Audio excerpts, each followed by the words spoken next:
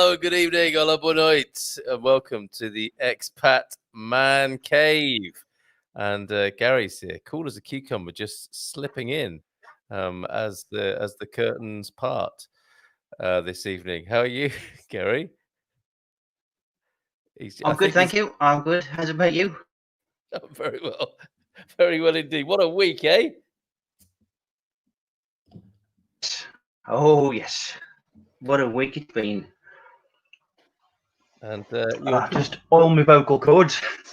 Tucking into something already. What have you got there? It's just a bit of that crystal lager again that I had last week. It was recommended last night, actually. We did a webinar about the cost of living and using supermarkets in Portugal. And Jerry of Expats Portugal recommended Crystal as well. So you're in good company there. Yeah, for sure. It's a perfectly acceptable drink. It's nothing wrong with it. It's a nice little lager. Well, I'm just pouring myself a half litre of Sagres tonight. For me, my favourite in my Oktoberfest tankard from the Korea Oktoberfest from last year. So really looking forward to quaffing a cold beer this evening. What's happened to Frank, do you think? I don't know. Maybe it's you burnt him out, you worn him out. You know, it's too much stardom for him. I don't know. After last night's excitement. Could well be. I don't know whether my it's my connection or your connection, but one of us is freezing, so it might be my connection. So if I'm not getting a very good connection here, I apologise. That's all right. It'll probably settle down. It usually does, doesn't it? And bon night from Neil Perkins. Mad Dog McCrossan will be delighted to know that Neil is alive and well. But you might need to come onto the screen and prove it, Neil. Just so that Eugene doesn't think it's Frank who's got into your profile and pretending that you're okay there. In case you're wondering what on earth is going on here, this is the Expat Man Cave. And what this is oh, look, it gets me every time when I see that on the screen. Evening, ladies, from Owen. And from Ken. Oh, here he is. Here's Frank. A bit of a new boy. Ken is here. Slips into the chat quietly on tiptoe. Unlike Gary, who slipped in as the curtains parted this evening. And Frank is in way after the curtains have parted. But that's how he rolls. How are you, Frank? Yes, my apologies, boys. I was not going to let you down. It was last minute. I realized I didn't have drinks on me, so I ran over there to grab a few drinks. Cheers to you. Sold. Chin. We're doing it old-fashioned style today. What are you drinking? Olive oil?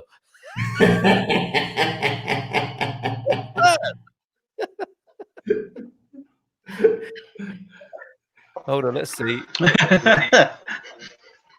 is that? You got some red from the local, is it? Is that a bit of a local brew? Yeah, well, it's wine. It's wine from the box. Oh, fantastic. Oh, and you've decanted it into some nice terracotta earthenware. Very good. Nice job. I was just saying, there's the link for you, Owen. Please do join us. You're very welcome on the screen. We did have a little bit of a format. It was, like what sort of week have you had as an expat man in Portugal? I like to process that alongside you and talk about the week we've had. Talk about we've done the drink. We've done what we're drinking. We might hand out some Barcelo awards.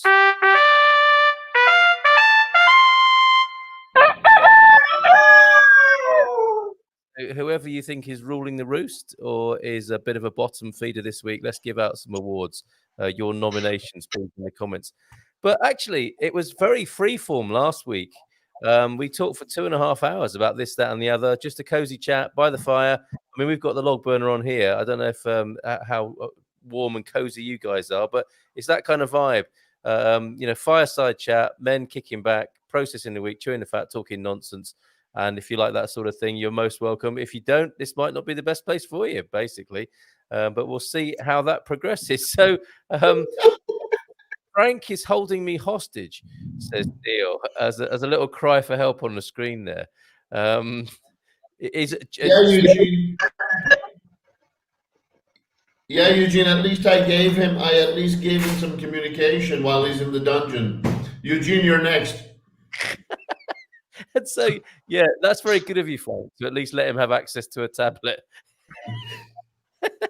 which he's gonna find hard to operate in a full leather bodysuit and mask. But he seems to be doing pretty well so Well, far. I have to tell you, for Eugene, I've got a special gimp suit on order. So when he gets in, it'll be the ball that he will be chewing on will not be red. Oh Let me my just word! tell you. I'm so glad I put the disclaimer up there. Apparently, Ken knows of Neil Perkins and has put up a link to a classic Neil Perkins song. It's so musical for you right now, Neil. This week. And oh, did I hear something about a Barcelo Award? Yes, in the Hall of Oh, he's Fame. here. He's here. Oh, he's here. He's worried about that award. I say, he's shaking in his boots now. Definitely. Once given, it can't be withdrawn, like many things in life. And yeah, it's pretty. You have to behave really badly to have it withdrawn from you, Terence. So we were just toying with you. And oh look, here he is, Mad Dog. I knew it. You're next, Eugene. Be very afraid. It's still trending on Twitter. Make the Canadian dude leave Neil alone. It's still, I think we can make good here. If Frank puts his hands up in the air whilst a message comes in from Neil, we know that there isn't any Persian interference, because it's not Russian interference, it's Persian interference. We need to be absolutely worried about around here. And Eric J says, good evening, gentlemen. It's officially beer o'clock in North Carolina. So yes, cheers to you, Eric. Cheers. This is really second best to being down the local, isn't it? Great news, says Terence. So he's breathing a sigh of relief about his Barcelona, taking it very seriously. Do we need to get one sent to you so you can frame it and put it in your man cave there, Terence? Frank, put your hands up in the air for a minute so that we can make sure that you aren't animating Neil in some way. Can we just see? There you go. Look, these leather crotchless panties, Frank, put me in a chafing something awful. I am a jiu-jitsu black belt Canadian dude. Good luck with that. Well, that's pay-per-view, isn't it? Frank the Hat versus Mad. Hey, Eugene, that line might have worked for your Japanese doll. It ain't working here. Battle talk. She loves it. Cheers, gents. Thanks. Oh, Eric, you're most welcome. Really. So, guys, what? Not just you, Gary, and you, Frank. I mean, I've got a look. Did you see the new screen I've made, Gary? The new screen. Now, what's this? All right, what's that? Fill me in. I need to actually. Probably the best way to do this is our new. It seems only right that you're properly honoured among this crowd. So I have found a way to include you in the proceedings in terms of the marketing and branding of the show here. So I've done a new tile, I think it's called. This is new to me, but I think these are called tile. And this is you are now in the tile. Let me see if this will show itself on the screen. Can you see that?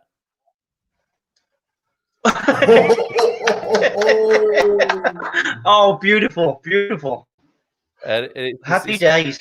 It's our starter screen there, which is, as you can see, says Frank the Hat, Garvo Austin, and Juan Carlos. The nickname you gave me this afternoon. Presenters may be dealing with trapped wind, so bear with us. Starting ASAP. There you have it.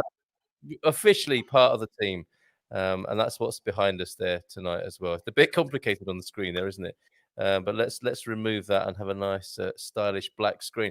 Yeah, so keen to know from everybody how your week's been. I mean, these are crazy times, and we may need to process, gentlemen, and cathart and complete on things. Evening from San Diego, from Sean Harris. Good evening to you, Sean. Good to have your company. And Terence is, I'm working on one of my own. La-di-da. So is he putting together his own Barcelo Award? That sounds pretty exciting, actually. I had a thought today. When I come over to Portugal, any Brits want me to bring anything from the UK, they're hankering for they can't get in Portugal. That's a good shout, Ken. So in the comments, please, what would you love to have from the UK that Ken won't get arrested bringing over to Portugal? That's a lovely offer. Don't ask for Marmite. Come on. Not a fan, Frank, or just stick him. It's I'd have to drink a lot to eat that crap. Oh, sorry, that wonderful item. It's I don't know. It needs to grow on me. It's not. What is the process of it? Do you guys know how it's made? What's the deal with that thing? It could Isn't literally it a yeast extract? Yeast extract. exactly. Yeah, and on that basis, it could literally grow on you if it's a yeast.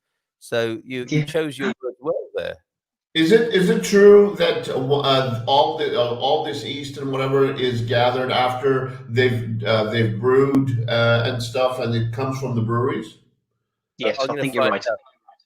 While you're talking, I will Right. find out what's in the process of making Marmite. So come on then. How's your week been, Gary? What sense are you making of life right now? A man of your age, looking back at the week, looking back on life, messages to the youngsters, in these difficult times. What are you thinking? What's in your mind? We've just had phase 3 of the house painting operation, which has took its toll on Terence. There, he's in terrible trouble this week with his pain, because he's been up that ladder for hours and hours and hours, and he's really struggled this week. So fair play to the lad. He's done well. But I've also discovered, right, while he's been up there doing his thing, every night I come in at night, and my shoulders, right, and my elbow joints are just in purgatory. I mean, like, what's happening here? He's up the ladder. All I'm doing is down the bottom of the ladder. And then the penny dropped, right, because I'm holding the ladder, right, which is very tall. I'm trying to stabilize the ladder, right. I'm in what I call the hallelujah position. So my hands are up here, right, and when it's about, it's sort of a bit of this. So I spent the day holding the ladder, doing this. I'm in the hallelujah position, which is affecting my arms and my elbow. So that's where my pains have been coming from. Also, having paint dropped on me and other various. On this paint, it's bad stuff. It's like a latex sort of armor coating, so it's good. Yeah, YMCA could be good. So yeah, that's where my pains come from. And for the rest of the week, really, I've just been watching this virus thing evolving, and now we're in a soft lockdown in my territory, which is a bit sad. And it's getting a bit bothersome and a bit tiresome, really. I'm feeling a bit sort of fatigued, or like most people are. I just wish it'd just bugger off, for want of a better phrase. I'm a bit sort of, a bit flat. I feel a bit flat. That's right. I'm tired. Good job I didn't know they killed me. Sorry, Gary. I was listening to you, but your brother, man. I really don't want to think that thought. No, I don't want that picture in my mind. Well, yeah, I'm sorry to put a funny on the screen at that point, because you're being very open and tender with us there and saying you're a bit flat, sharing your feelings, and I'm glad of that. I think we're living proof that fellas can speak in a non-Joshy sort of way and not cover everything up with a laugh and a joke and a punch in the arm, because that's the last thing you need right now, of course, is a punch. You'd probably drop off. That's right. So thank you for sharing that with us, and also a little clue to the COVID fatigue as well, which I'm sure a lot of people are struggling with, and that's why I've put man up, man down, all welcome. That's a dreaded phrase, isn't it? Man up. I think actually, to be controversial, I think there are moments when you can say it, but obviously that's not to the exclusion of accepting when you've got a man down and people are sad. It's okay to be sad and to be there for our brothers as well. So all are welcome. If you're up, down, or whatever, all are welcome here. And if you do have woes to share, please do, but not too much, basically. But yeah, fair play, Gary. And so I don't know what, because generally what men want to do is fix things, isn't it? And say, oh, you don't want to think like that, or what the best thing to do is this. Should we just leave it hanging there? A bit like, Terence's kilt. I really don't want to go there. When he's going to come back now, that's all I'm going to be thinking, looking up that ladder. He might wear a kilt especially for you on the next. How much more painting is there to do at your house? Well, we've done 3 sides now, and we're on to the final sort of facial part of the house. Most of the real tricky stuff has been done because it's a hell of a house. It's not in any way a very simple house to paint because it's rough casted, so it's like pebble dash on. So it takes forever to paint, and there's so many different overhangs, and it's just a weird shape. It is a nightmare of a house to paint. It really is. But Team Austin have managed it. We were both still alive. We're still kind of in one piece. And quite proud of ourselves. So yeah, we'll get there. Maybe get another blast at it next week with some good weather, and get it finished. So yeah, I'm quite hopeful for that. The other thing I'm gonna just throw in there, because you might know more than this. You've been more akin to the news and stuff. What's happening back in Britain with the government? Dominic Cummings, he's packed in and gone, hasn't he? And had a bit of a strop. What's all that about? I'll get some news up on the screen about that, and so we can find out. Or if any of our correspondents who are tuning in, Ken probably knows what's going on with Dominic Cummings at the moment. So we've got a yeast to look at in the form of Marmite, and a different sort of political yeast in the shape of Dominic Cummings. So there's a few themes unfolding. Before we go to Frank's week, that's if you have finished, Gary, because I don't want to cut you off short. I could go on forever, mate. So just let Frank have a go. Come on, Frank. Tell us what's on the cards, mate. Come on. Oh, go on then. Not much. I'm over the and I don't mean to sound positive. I'm over this COVID thing. I am at war with COVID. So as far as I'm concerned, I'm going at it the other way. I know it's a bit of a downer, this entire thing, especially being cooped up inside the house, looking outside the entire time, especially if it's a sunny day. If it's a rainy day, you understand, but if it's a sunny day, you want to be outside. I think one of the biggest pain is just like having to wear the mask everywhere as soon as you walk outside. So for that, and like the mask that I have, somehow we've gone and bought like the thickest thing you can barely breathe in. And I kind of find that I'm kind of not fighting the system or anything, but I'm refusing to think about it, how depressing it is, and I'm done with this thing. It's really takes up a lot of time. It really takes up a lot of anxiety. I don't know how well you guys have been sleeping, but some nights, like, you wake up in the middle of the night and you're like, what's going on? And there's some nights where I haven't been able to sleep very well. So I'm pretty much done with this thing. And now we're at war, me and COVID. Bless you, mate. I didn't realize it was as big for you as that. But I do love what you posted up earlier on today with these two oldies giving COVID the middle finger, or trying to anyway. I thought that was brilliant. Absolutely brilliant. And thank you for sharing that. I think it takes something to share and air these sorts of things. Anyone else with similar feelings in the comments, please? We have some lovely comments tonight. We do a bit of a theme here in terms of that arthritic picture I just showed you, and Gary's possible pain. Do you like pork, Gary? Yes. Oh, I feel something coming. No.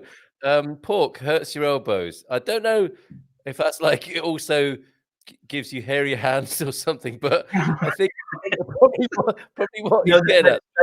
That's over porking. That's what gives you hairy hands. Okay. Well, I think it sounds as though pork in any quantity is quite acidic and might account for a bit of the creakiness as you get older. Go on, Frank. I had an idea. I think due to the times that we are kind of in, I think it will be great to have like, even within the community, we can have like a support system where anybody who's feeling down, not in the middle of the night, of course, but anyone who's kind of feeling down during the day or whenever, they should be able to call one another, or they should be able to text one another, and basically say, hey, listen, how are you doing, and whatever, and check up on each other. I think as a community we should be doing that on a regular basis, especially now in these Oh times. yeah, great idea. So maybe we have an Expat Man Cave WhatsApp group or Telegram or something like that where you can It would just be check very in. nice. It'd be very nice to do that. Yes, because we have got a group on Facebook, but that's just become a smutty meme factory, isn't it?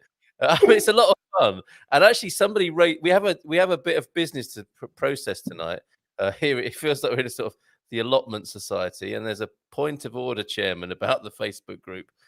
We've got the page, which is an endeavour to be a little bit more refined and show another side of us, but we haven't been very busy on that as yet. And the group is just super smutty, no doubt about that, and it is a lot of fun. But someone said, "Do you think this should be public or should it be set to private?" Now, some people won't realise that it's public, and they'll be thinking, "Oh my god, all those things I've been sharing and saying on there in full public domain, I'm going to get fired or whatever." So we need to make the decision tonight, and we could do with your help in the comments whether you think the Expat Man Cave should be public or private. It will stop women who admit that they snoop in there. It will stop them doing that unless they actually become a bona fide member of the bona fide member. It's just the innuendo just comes out of me, doesn't it, without me even knowing. We have to make that decision, I think, whether it remains public and why, or should it be switched to private so that people can't be, or so that we're not wrecking our future job offer, security and so on. My vote is for keeping it public. You put that meme on, you stay with that meme, and that stays with you. All right, I like the cut of your jib there, Frank, for sure. I'm in some agreement, I have to say. I'll do some comments now because we love them. We absolutely love your comments. Still trending. Make the Canadian dude leave Neil alone. You gotta love that. Sean, yes, hi Sean. Evening from San Diego.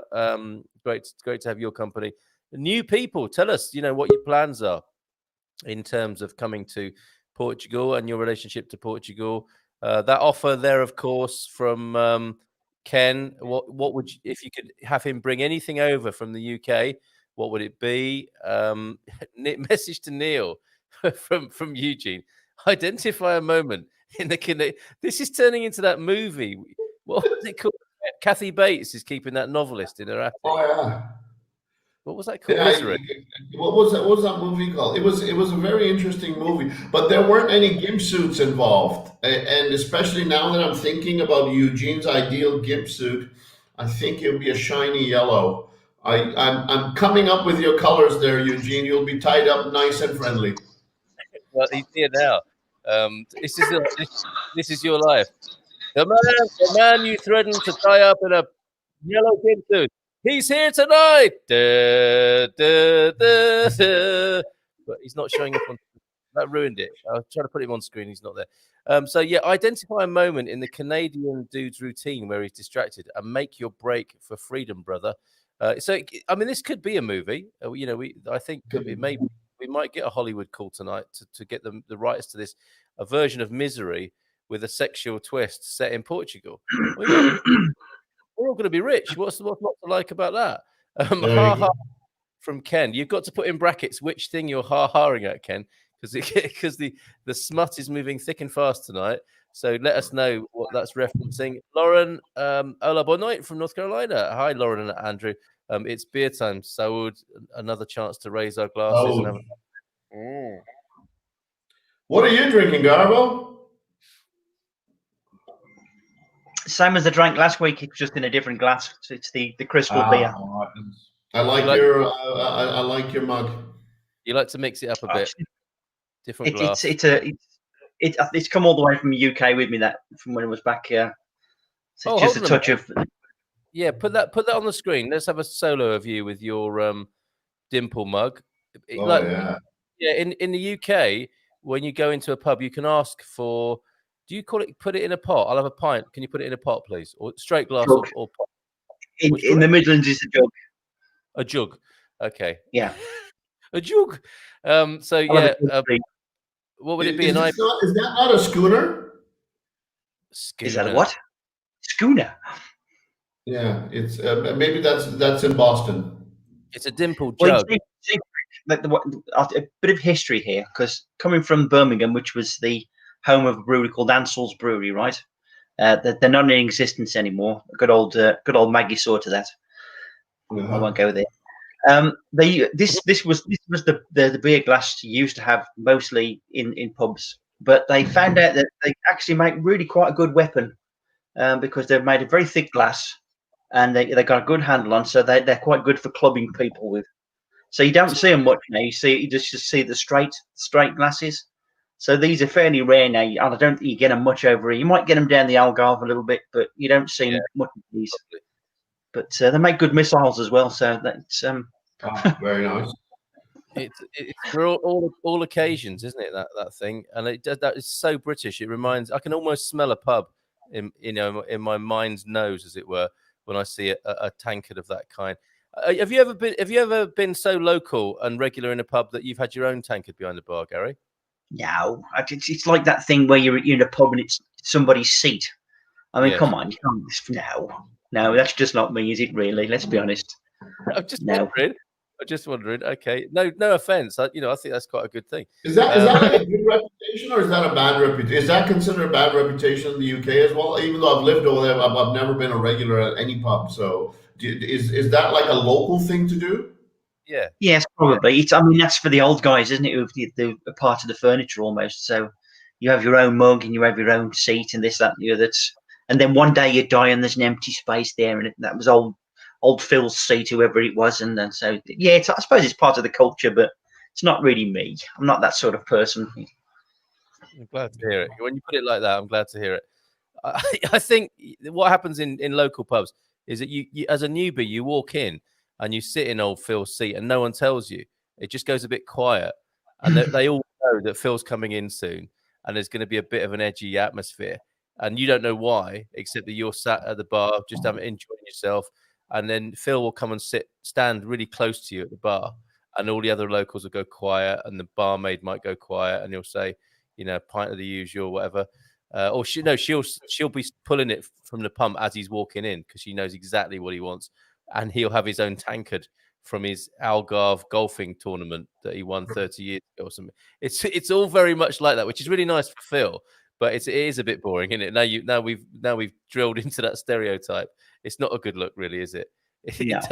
It does reek a bit of old Giffer that you don't really want to be like. And old Phil has got a view on everything, hasn't he? And then he might look at you and say, "Did no one tell you?" And you go, "What? You're in my seat." And then it can go one of two ways, kind of. If you've had a few, you might say, "Well, it hasn't got your name on it or whatever," and then it goes really quiet in the pub. Or you can say, "Oh, sorry, mate," and move off. And then he'll say, "Did I ever tell you about the time I fought in 2 world wars and all that?" And then you have a really great evening listening to his anecdotes, that sort of thing. Which one would you be, Carl? Too much information? Sorry, go on. What's that, Frank? Which one would you be? Which guy would you be? I quite like the idea of one day being old and boring enough to have my own seat in a pub and my own tankard in some ways, but I just don't think I could keep it up. Again, a bit like Gary, I don't think I'm not that sort of boy. From this is a great name. Goff Webb.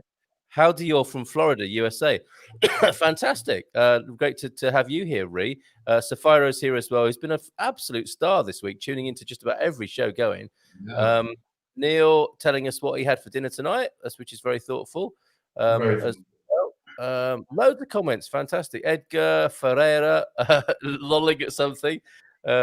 Ken, in regards of the Cummings gentleman, as far as I know, I think number 10 has had enough of his approach to his position, and they want to go in a different direction, which means Cummings isn't involved with that direction. I think a bunch of number 10 will be glad to see the back of him. But has he officially got his marching orders and left? We don't know that, do we? I saw a picture, I think, on social media of him leaving with the standard cardboard box. So we'll see. Private will give me a reason to finally get a Facebook account. Well, you're fine on YouTube, Eric. I'm not sure what you're referring to there with private. That would have been something else we said, but we're getting your comments loud and clear. Absolutely fine. David's here again. Howdy, y'all from California. We still haven't got good news for you, I'm afraid, David, but we're delighted to have your company tonight. Ken, transparency has a way of making people self-censorship in regards of the group. Yeah, that's the point I think Frank was making there. That if you're going to post something, you can be responsible for it, can't you? Rather than hiding behind a wall of some sort. So I'm with you.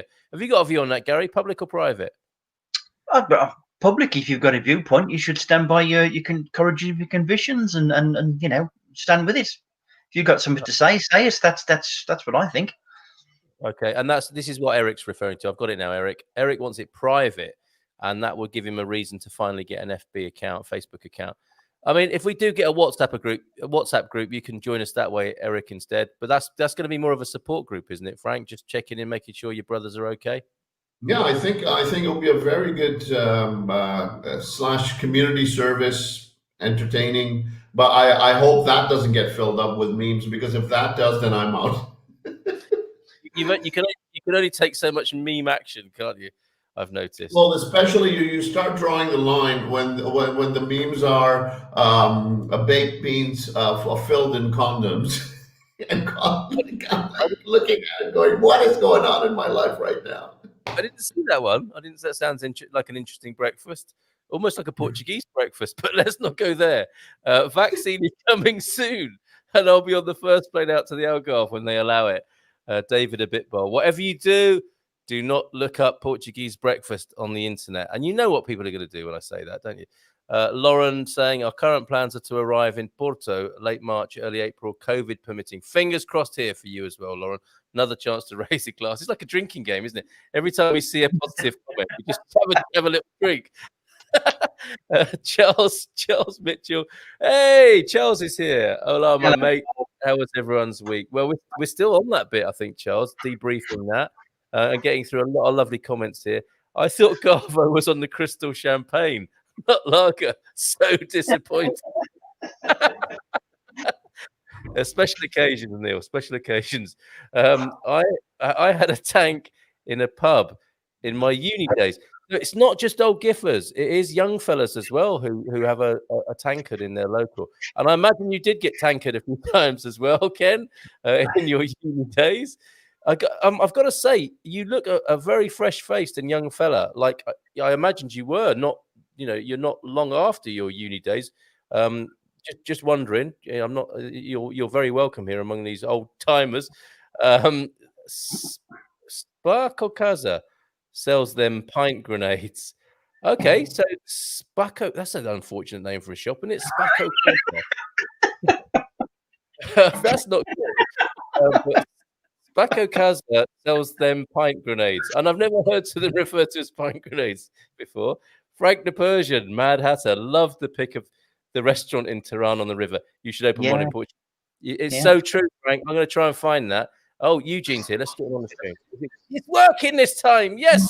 Eugene. Oh, Eugene. Hey, fuckers.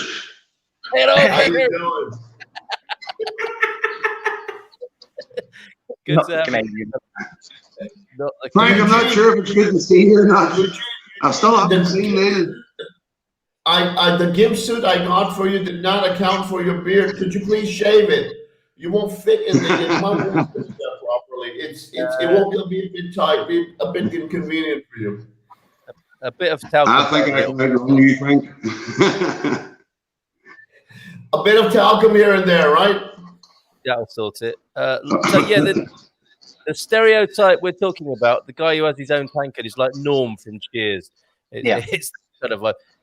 Is that a thing in Ireland, Eugene? Do people have their own tankards inside pubs? Yeah. Some pubs anyway, yeah. And do you? I stick to I have a Foreign Legion cup, and that's what I drink out of it religiously. A mug of poutine. I love it. Okay, I would be Sister Farah. I am the guy that doesn't go to the pub. Fair play as well. And there's no necessarily any merit in being a pub goer, is there? Because some people think this group is just about beer and meat and stuff. So there are other things to being a man. We see that. Ree, how much is a gallon or a? This is a real man cave question. Gary, how much is a gallon or equivalent of paint in Portugal? Right, that is a very good question because it depends what quality of paint you go for, whether it's for inside or for outside. But I would advise you to get the best paint you could possibly get, because the economy stuff is very thin, and you end up having to put 2 or 3 coats on. As a kind of a guide, what we painted the house with here was I went for the absolute best stuff I could buy. It's antifungal.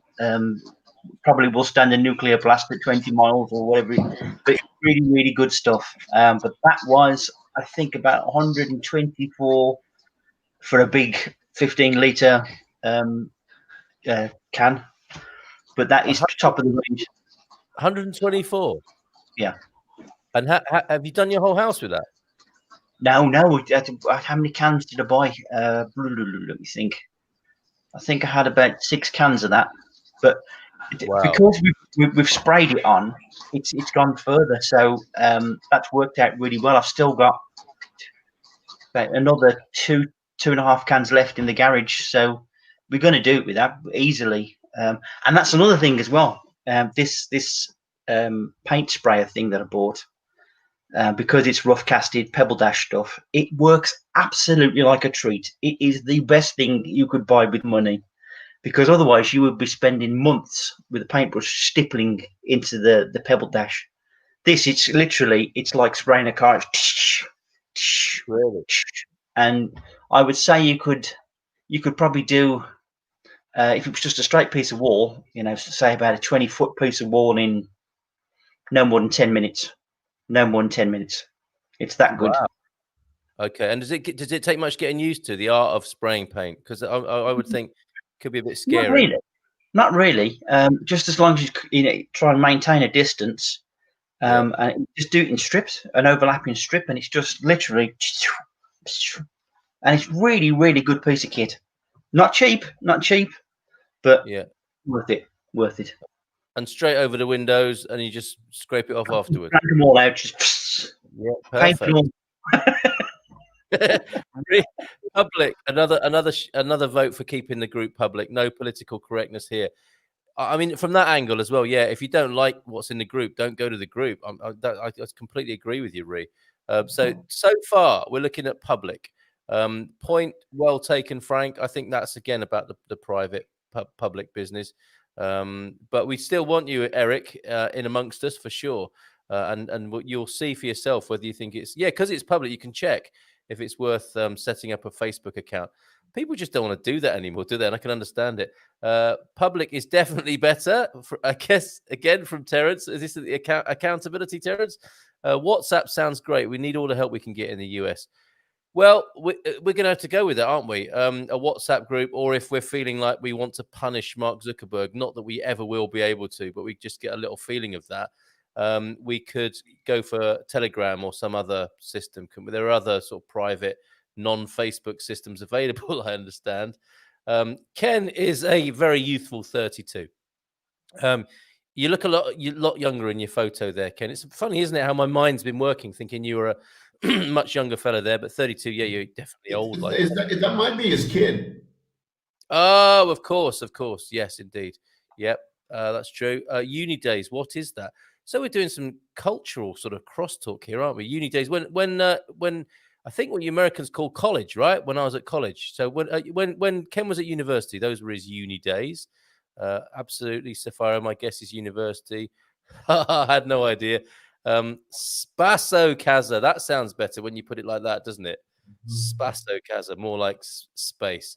So yeah, university days, got that. Loads of comments. This is fantastic. Well done, fellas. That's just my guess. I can be wrong. Nope, definitely uni days. Glad to see Eugene on camera for emotional depth.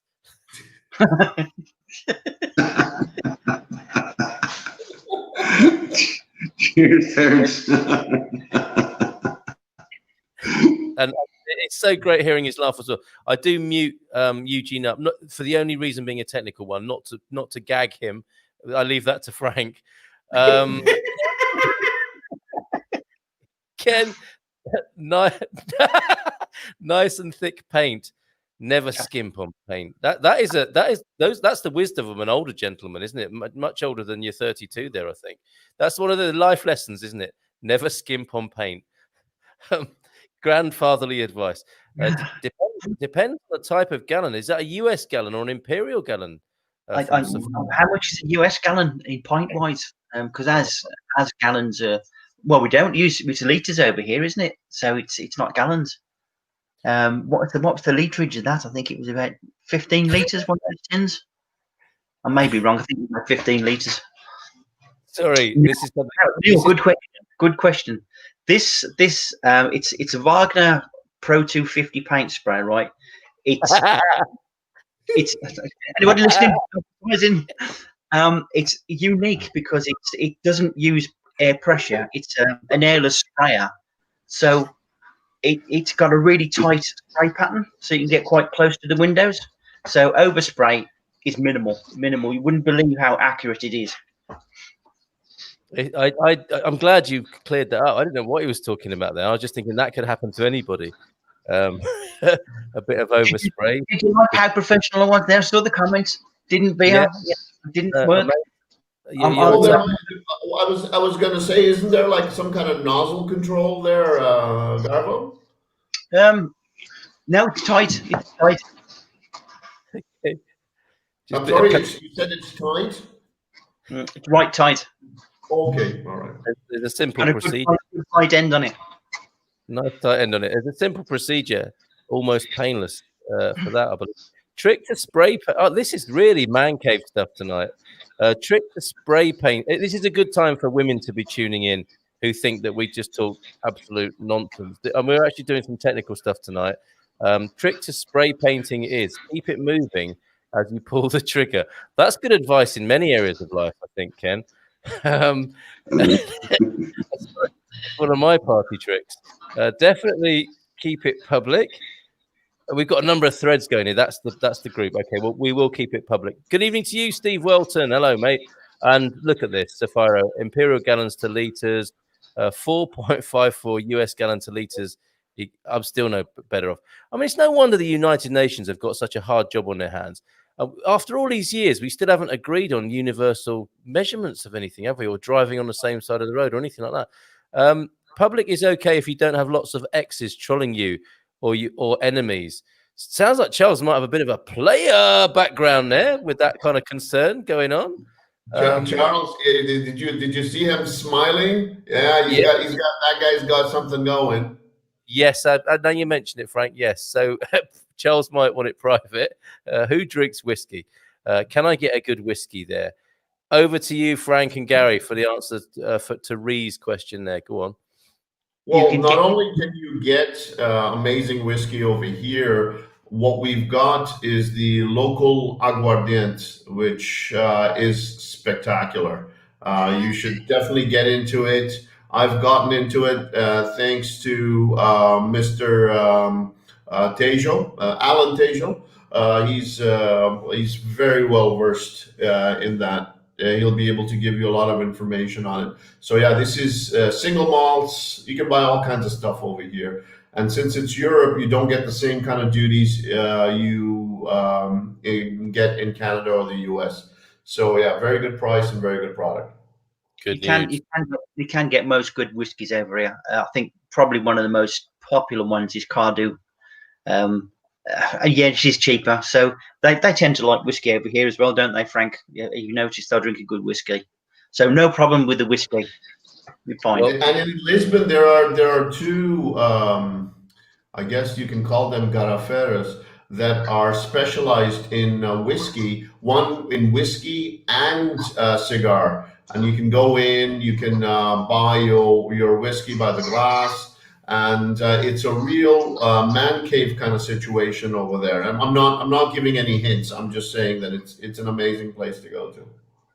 Well done, fellas. Did you see how quickly Frank turned the conversation from whiskey to aguardente there? That was record time. Incredible. And also, I've unmuted Eugene there because that's the Irish spelling of whiskey. I don't know if that's intentional, Ree, if it's the Irish whiskey you're looking for, or if you're open to Scotch as well. So let us know on that. And this is something, Terence, you might be able to help with. I'm an artist, an oil painter. Our art supply is easy to come by. We'll leave that one to Terence. That's absolutely his territory. Did you want to say anything about whiskey, Eugene? I used to drink whiskey, but I found it made me very aggressive. And I used to drink beer, but I found that made me very aggressive as well. So I'm sticking to the potching. That seems to make me want to enjoy a laugh and a joke. Oh, okay. So it's more like the kind of the devil's lettuce of the alcohol world. So instead of wanting to start a fight, you want to start a band or something like that. Yeah. Okay. Fair enough. Excellent. So hope that helps, Ree. That is Ken in the photo a few months ago. We need to find out his secret, don't we? A very youthful 32, and he's never had a kid, as far as he's aware. There's Ken. Hold on a minute. I'm losing track of comments. This is fabulous tonight. 1 gallon Imperial or US, a litre, says Ree, is 0.26 gallons. I mean, unless your mind is wired that way, although there's the conversion now, I still find that very hard to visualize. I mean, the only one that helps me remember this conversion is a pound of a kilo of sugar is 2.2 pounds, because I can visualize what a packet of sugar looks like. But all these other conversions, like centigrade, Fahrenheit and stuff, weird. Overspray. Oh, Neil. I'm not even going to read that out. That's disgraceful. About paint. Portuguese, when painting a house, usually go for the 25-litre buckets. Yeah, go ahead, read it. That's a big old bucket. I can't read it now I've said that. That needs to be in a public group so he can face the music on that. Rita's obviously gone to bed. or I'm thinking, or they're in bed together and he's still awake, just looking, giggling. No. I know exactly what he's doing. He's gotten into the aguardiente with his dark chocolate. In your cellar. Okay. We need to Absolutely. I've left all that. Eugene, as you can see, I do it in a very humane fashion. Yes. Is there some sort of Geneva Convention of your style of abduction? Yes, I take all the points in the list, and I make sure anyone who's trapped down there, it's just as long as he shaves gimp suits, aguardiente, dark chocolate, everything for you over there, Eugene. Sounds like a great night out. We need to, or a great night in. We need to deter from paint with some emotional depth, please. Okay, so yes, it was getting a bit blokey. Do you think then, is Sean saying there that we started talking about paint because we were beginning to be uncomfortable with our emotions? Possibly. I don't think we are, as men, especially the 4 men on the screen. I don't think we are. Are we? Well, it's a metaphor. Paint is very superficial, isn't it? Paint is a covering, and that's maybe why we went there. I don't think so. I don't think so. We feel, we are interspersing our more serious comments with a bit of lightheartedness, and Eugene's doing a little bit of yoga as well. I think we're very in touch with our feelings and emotions. Because remember last week we talked about you were talking about like just suddenly starting to cry at watching. So we are very much in touch with our emotions, with our feminine side. I'm quite sure Eugene is very much in touch with his feminine side. Garvo right up there. So this is a very well balanced group. Yeah, I think so, Sean. But Frank, I'm very worried about any side you're in touch with, between Stock and men at gym and poor Neil suffering from Stockholm syndrome now in your basement. No, I'm very suspect of what you're up to. Well, it's funny because we've now got a psychological diagnosis of Neil as well, assuming that he's actually very happy in Frank's basement and making a stout defense of his treatment. It's amazing how adaptable the human mind is, isn't it? Dang, lost audio, says Ree. I hope it's come back for you. Can happen to anyone. I didn't know we need to do math here. Yeah, we were just hoping for a relaxing evening, and then suddenly we're doing bloody units of measurement algebra. That was a strange curveball. Thanks for the whiskey comment, says Ree. Terence might come back at you. He might be sleeping though by now, to be fair, given what Gary said. He might have nodded off. Terence! Well, some old Aguadent had a dandelion or a larvae in the bottle. Oh, that sounds like fun, doesn't it? Tequila. Get the old maggot in the bottle. Or is that a different? That sounds interesting. Hey, I'm just looking at that picture there.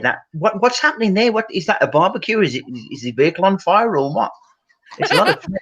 They used to have a Range Rover that did that. Me too. Well, not a Range Rover, but a Renault that did something quite similar to that. And two different Renaults that did that. Well, I thought it was a cold morning, and I mean, actually, it could be. Let's interpret Safiro's profile pic, because there's a number of options there. There's a dogging option, isn't there? That does look like a dogging scene in the woods. No, it's Frank in his clothes. It's Frank with clothes on. It looks like it's a vehicle with a busted engine. Yeah, or it's a cold morning and he's just having a wee by the side of his car and a massive cloud of steam. Could be a campfire. That could be it. Frank, it's Canada, where you have to pee on the lock to defrost the lock. That's what's happening there. Safiro is defrosting his lock, so to speak. What kind of animals do you think us Canadians we are? What kind of? We don't pee on locks, man. What's wrong with you? You say that now. Lol, Eugene, just don't get tequila. I think Ree is loving the vibes here tonight. Great to have your company, Ree. Whiskey, Scotch, or bourbon. If it's brown, drink it down. I bet that's what he says to all the girls. Good man, Charles. Yeah, absolutely. Is smoking weed allowed in Portugal? That's put. I couldn't possibly comment. I'm not going to be drawn into that, given that this is being recorded. And my professional reputation might be at stake here. I mean, I've endangered that enough already in these last few months without responding to that question. Would anyone else like to pick that up? No, Eugene, is it allowed in Ireland? No, definitely not. You're not Weed allowed. is not allowed whatsoever. You can't sell it. You can't buy it. None of that. No. Okay. Nothing like that at all. CBD is legal now, but that's about all. Here's the thing with the weed, with the devil's lettuce, the wacky backy in Portugal. Drugs were decriminalised in a very enlightened policy a few years back. The envy of the world, I think. But then more recently, it's not looked upon fondly or well. So I would come to Portugal not wanting to smoke weed, and engage in such activities. Whoever you are, saying that on the screen there. Gary, did you want to add anything to that? Well, because it's your show, and we have to be a bit legal conscious here, but I would say go buy yourself a place out in the countryside somewhere, and then you can basically do what you like as long as nobody's watching. So that's my advice. Grow your own if you want. Just don't let anybody discover it. Well, that's really helped with my reputation and legal. Oh, look at that. Oh, look at that. Oh, should we zoom in? Should we zoom in on Eugene? What's going on there? What were we looking at there, Frank? We've zoomed in on you because Frank was saying, "Look at that! Look at that!" Oh yeah, he's got some illegal stuff here. What is this? This is going to be nice. This is the good stuff. Are you about to drink diesel? Oh, no Jesus. naked flames. No naked flames in there. Incredible. Oh, Jesus, that's good stuff, guys. I was telling you, and I want you to tell him this face to face, that obviously you make the poutine there, right? But here, and it really blew my mind because I've never seen it anywhere else. Going to one of the local sort of DIY shops, or there's a shop called Agrologia, right? And they've got stills all over the shelves, like from little ones to really big ones, and that's what they make their own. Single pot stills. Say again? Is it just a single pot with an arm leading to a worm? They've got all sorts, mate. You could probably get anything you wanted here because it's it's big. They like to make their own. I would really love. I would love to make an American moonshine still, with a thump keg and or maybe even gin baskets, something like that. There, I could get heavily into it. I'm sure they sell something similar. Excellent. What part of Portugal are you in, Gary? This is all over, mate. You can buy the Agroloja is like a nationwide sort of shop chain, and they're just on the shelves with all the rest of everything else. You just buy one off the shelf and away you go. Eugene, can you give us your address so we can send it to you? Not on air. No, I'm not giving you my address, Frank. Nice try, Frank. Nice try. There are others helping here. Cannabis was decriminalised, but culturally, as far as I know, it's not really acceptable socially. I'd go with that, Ken, as it is in some other countries. Not so in Portugal. Weed is legal in Portugal. I think it's not criminal, but it's not legal. And as Cefairo, I think, is the authority we should go with here. About weed, well, police don't arrest you for having weed for consumption. But if you are a drug dealer, then you get some alone time with a friend in jail.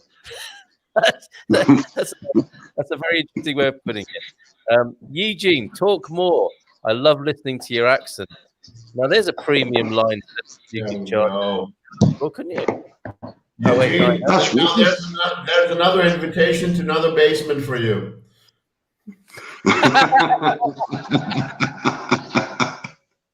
Here, read the Tell me to use more talcum powder for the chafe marks. So that's the situation on cannabis. Lol, moonshine is illegal, says Ree. I could just hear the Deliverance sort of tune in my head while you were talking about moonshine there. Dun, dun, dun, dun, dun, dun, dun. Only illegal if you catch it. Ding, ding, ding, ding, ding, ding. Yes, good point. So Steve Welton thinks that Cefairo might be smoking his meat with a car exhaust. That's one way of doing it. Wow. That could lead to some nasty burns, couldn't it? It's going to take a bit. It's a good old-fashioned American burnout. Says, I think that's another guess at Cefiro's profile pic. He hasn't told us yet, has he? Lol, it looks like he's peeing on a fire to put it out. Yes, Reed, I'm with you on that. Or on the lock to defrost it. In regards to paint and emotion, it's all metaphorical dichotomy of intellectual, interactive, theatrical art pieces. Yes. Oof. Can't argue with that, can you, really? No. Okay. Oh, Cefairo has, thank you, Ken. Cefairo has solved the mystery. It was an off-road event, and that is a Nissan Patrol, a type of vehicle, probably burning it up, coming round a bend of some sort, just stirring the dust up a little bit. Simple, really. Okay. Ken saying, I'm still looking for a place to rent when I come over. Can anyone recommend an area website for short-term rental? It's your Airbnb, isn't it? Although I did come across Spotter Home, a new thing called Spotter Home. Ken, if you're going to be coming here looking for residency, Airbnb won't do it because you don't get a lease. If you go with Spotter Home, who we're going to be working with at Expats Portugal, they do a lease for you. That's your best bet. Have a look at Spotter Home in Portugal and tell them who sent you. What is a good museum in Portugal? I can't wait to visit some. There are about 10,000 museums here in Portugal, aren't there? The Matchbox Museum we found out about in Tamar the other day. Favorite museum, Frank, Gary? A museum that I haven't been to that I'd like to go to, well, kind of. We passed by there, but we didn't go in there. Was the one in Evora, the one with the bones, the one with the bones. We still want to go and have a look at it. Is it a museum though? Is it a museum? Oh, it's a chapel, right? It's a chapel, yeah. You obviously like a good bone, Frank, and there are many of them there. Gary, your favorite museum? I'm gonna blow the trumpet for my local museum in Alviadra because we have a cracking little museum here, and I've learned so much from that place about Portuguese culture, history. It's been refurbished. It's brand new. But as you go in, there's like sort of interactive displays that you can sort of look at, and it's about farming, it's about agriculture, the educational system, and how the trades were made, and it's generally a bit of a journey through the ages, and tells you a bit more in depth about what Portugal was really like and what it is kind of still like now. It's a great little museum, right? And then on top of that, there's a little motorcycle museum attached to it as well. It's a real little gem. That museum, lovely, really nice little place. Alviazra Museum, great. Have been there. Yeah, it's really great. It is really. I mean, and you know, they get what, 5 people a day there. It's remarkable in Portugal, isn't it? There are these museums everywhere, and they clearly don't rely on passing trade. You know, they probably cater for schools and, you know, occasional big influxes of people.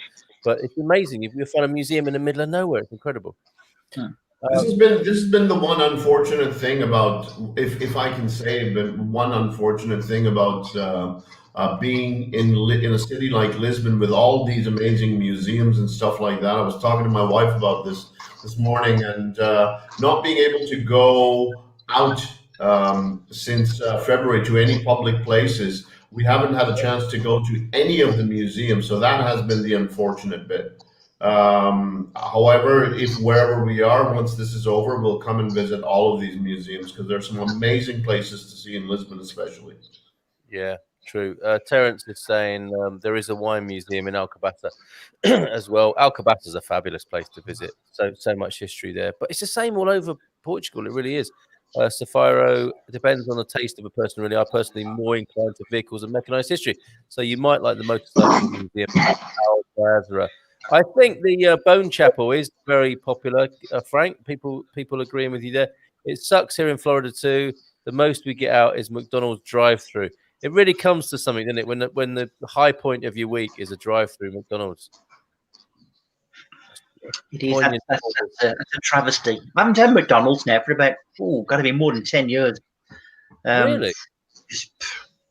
Just stop. I thought this is. We haven't done McDonald's in a long time either. We haven't done McDonald's in a long time. What's comfort food in Portugal? Pardon? What would you if you was heading into town and you wanted something quick and handy, something greasy or tasty or whatever? What would you go for? Oh yeah, they've got these sandwiches, Eugene. It's like very nicely done hot beef injections in between a bun, and in between a bun. I could buy. They're amazing. Some beef curtains. No, Eugene, I love you, brother. They've got like these. That's what I'm worried about, Frank. You love me too much.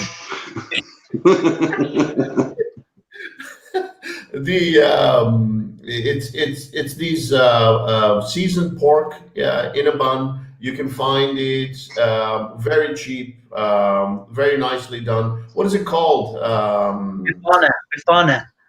The Bifana sandwich. There is a Bifana from the north, and then there's a Bifana from Lisbon that is very, very popular.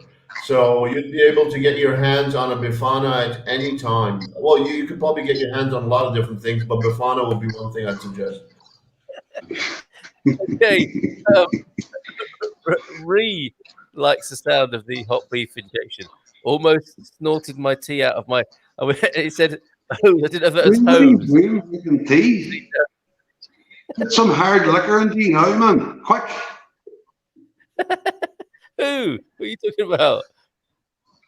Ken, one of the websites also is Idealista. So have a look at Idealista as well for renting apartments. Just want to jump in and give that information. Spotter Home was the one that I was recommending. Literally, SPOT. Pure Portugal with some great bargains on. Yeah, Pure Portugal. They got some lettings, haven't they, as well? Pure Portugal. So Spotter Home, Pure Portugal, Idealista. Terrace says, I can't even read it. I love roadside pork swords from stalls. Like it's not as if he's recommending that for someone else. He's actually owning the fact that that's what he loves on the journey, presumably back from Parents takes all sorts to make the world go round. And we don't judge, do we? We're just surprised. I'm not judging you. I'm just a bit surprised as you make your way back to San Martino de Porco over there. I've just looked at that last comment from my brother, and I love roadside pork swords from stores. Now, I've driven down the road and I've seen people in laybys, ladies in cars. Is that what they're selling? There is an uncanny connection to what this is a phenomenon actually that we should perhaps talk about, given it's the Expat Man Cave. It's the plastic white chair, isn't it, by the side of the major haulage routes. And I couldn't understand when I first was here in Portugal in the first year or two that why there were women sat in a white plastic chair by the side of the road in the middle of nowhere. So I'm thinking that's a funny place to soak up the rays, get a bit of a suntan. And then I'm thinking, okay, and it's a funny place to be sat in a black plastic miniskirt and leopard skin tank, not a tank top, what are they called, boob tube or whatever, and thigh-length boots. So, and they're miles from anywhere. And I'm thinking, oh, I get it. These are ladies of the night, but it's not the night. It's the broad daylight. And they are working. They're working girls in the laybys there. And what a local Portuguese friend of mine, he used to drive from this local town where we live now up to past Coimbra. And he would see these girls and he'd hoot his horn at them. And he used to borrow his dad's car to get to work. It's like a family car. So every day he's driving to work in the family car, hooting his horn, and the girls are waving. And then the next time his mum and dad go to Coimbra, they see the car and they're waving at the dad in the car, thinking it's my mate. So the mum punches the dad in the arm, like, what the hell? And he said, I don't know why she waved at me. I don't know why she, maybe she's there directing traffic, Carl. You never know. Like that's it's in a small town, innovative ways to direct traffic. No, that's a very sweet way of putting it. Directing the traffic, directing the hormonal traffic. I think. Also at night, hold on, there are usually hot dog vans near city nightclubs and bars. Oh, this is comfort food. This isn't another sort of sex worker reference. We've been looking at FB Marketplace. Well, this is for places to stay. That's a good shout, Steve. Owen, let's pop that link in. Anybody else who wants to join us tonight? I'm aware, gentlemen, we have gone past our threshold. Should we continue, or should we lock in and lock down? We should absolutely. I'm enjoying this. I'm enjoying Eugene's company, Garvo's company. This is amazing. Excellent. I'd really love to see Owen. I haven't seen Owen for ages. I wish he'd come up and have a word with us because I love Owen. He's brilliant. He's on his. Come on. He's on his way, fellas. So hold on a minute. Back to the comments here. Yeah, there are food trucks. There are some excellent food trucks, actually. Owen's at home. Can I have a link? Yeah, we've done that for you. Owen will be joining in just a moment. Neil Perkins. They are called stray cattle, honestly. So that's the Portuguese vernacular for those ladies. Stray cattle. Who'd have thought it? And I wonder what that is in Portuguese. Are there any food trucks? Yes, I think we will get a bit more. In Lisbon. Yeah, there are. But even a pizza truck in the middle of nowhere again. It's the most bizarre thing where these trucks do turn up. It's not necessarily on massive footfall, is it, or traffic routes, because the locals know where they are. I'm taking notes. What road is this on, Carl? That'll be the IC2, the one just south of Portugal. Directing traffic to Fire for science reasons, obviously. So you are the new Dr. Masters, Professor Masters of this age, doing your sex research there, Ken. We believe you. Oh, Fatura's vans are superb. Now, what expat hasn't laughed at the word Fatura? Or is it just me? Does have a certain comic value. Not far from me called Muff. What? There's a village not far from me called Muff. Well, officially, or is that what you call it? Yeah, not officially. That's yeah, Muff. Hello, how you doing? Where you come from? Muff. Really? Well, we've all come from Muff, technically, haven't we? To be fair, Yeah. Gotta Is be that great it? having it on your electric bulb. hey, is it MUFF or MUPH? How does that spell? Not MUFF. Well, I never. Proper. Hey, is smoking frowned upon in Portugal? I'm old school and still smoke. Actually, you'll be fine, Ree, smoking. People smoke in Good for you. cafes, yeah, restaurants, but whilst eating often. You know, smoking still Disgusting habit. very European here. In fact, we've outdo the French, I think, in Portugal now, don't we? Because the French have taken the smoking ban seriously. But Portugal, if people are in a cafe and it's like the general consensus that people are smoking, they smoke. Regarding the hot dog vans, I was talking about food and not the working nightlife girls. Just to clear that up from Safaro and Ree. Lol Eugene Muff. If we ever have an expat AGM or like a world tour, we've got to call in to Muff, haven't we?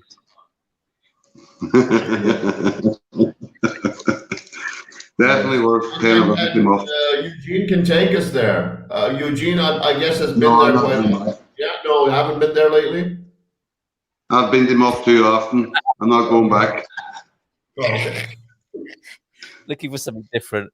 Okay. Oh, and I'm wondering at this stage. I mean, I've taken that that thing about our being in touch with our emotions. Oh, Gary, go on. Just before you go to the emotional thing, right? I just want to say, right, and it's a curious thing. I just wonder at the general sort of thing, right? If you hadn't been born a man and you were a woman, what sort of woman did you to be? Because I think I would be an absolute trollop. I really would. I'd be pig ugly, that's for sure. Interesting. I mean, Eugene, you agree Garble would be a trollop, or you agree you would be a trollop? Well, no, I I probably would. would have been a trollop. Yeah. What about you, Ugly and Frank? easy. What about you, Frank? What sort of a woman would you be? Would you reckon I you'd don't be? know, man. I haven't gone that far into my psyche. I reckon I'm you'd be. still busy putting people in my basement. I like haven't gotten into that as yet. I think he'd be a bit of a wild one, Frank. He'd be Okay. yeah. Ree thinks bigger trollop is too much work.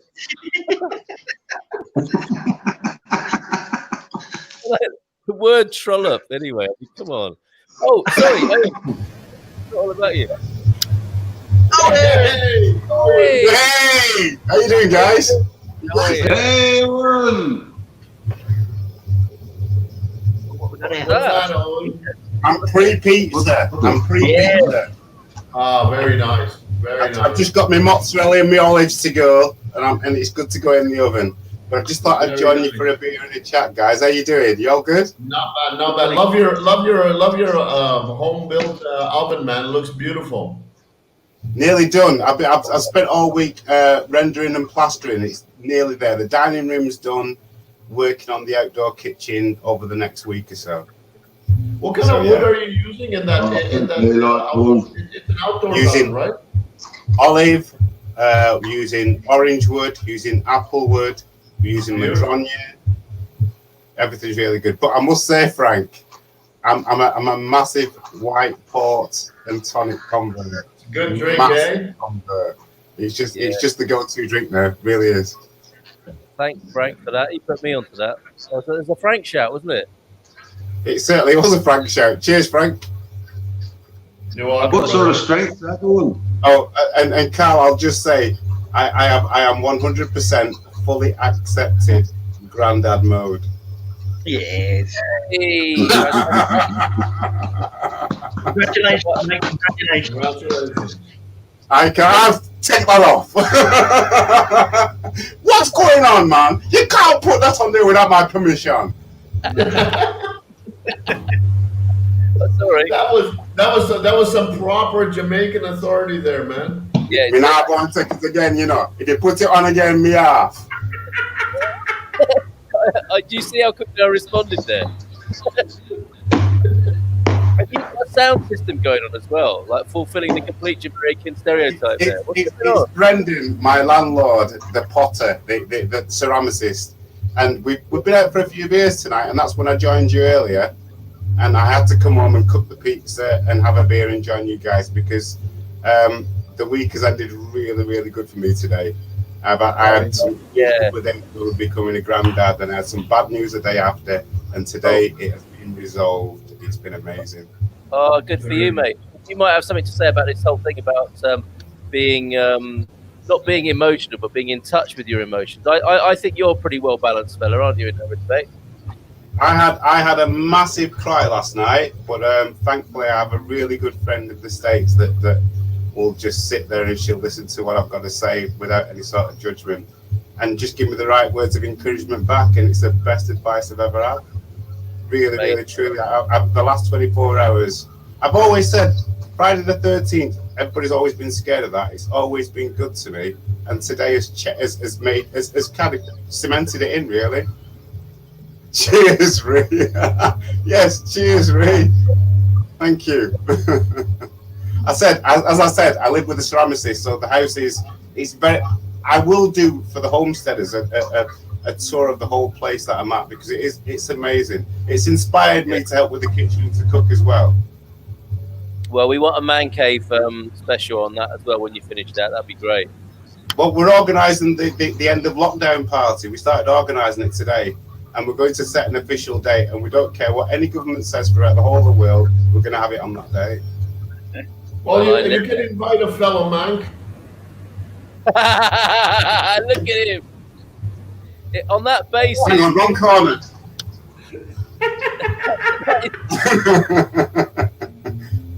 Do you know, I heard today that there are 400,000 Portuguese people in the UK, which I think is astounding and amazing. I applaud them.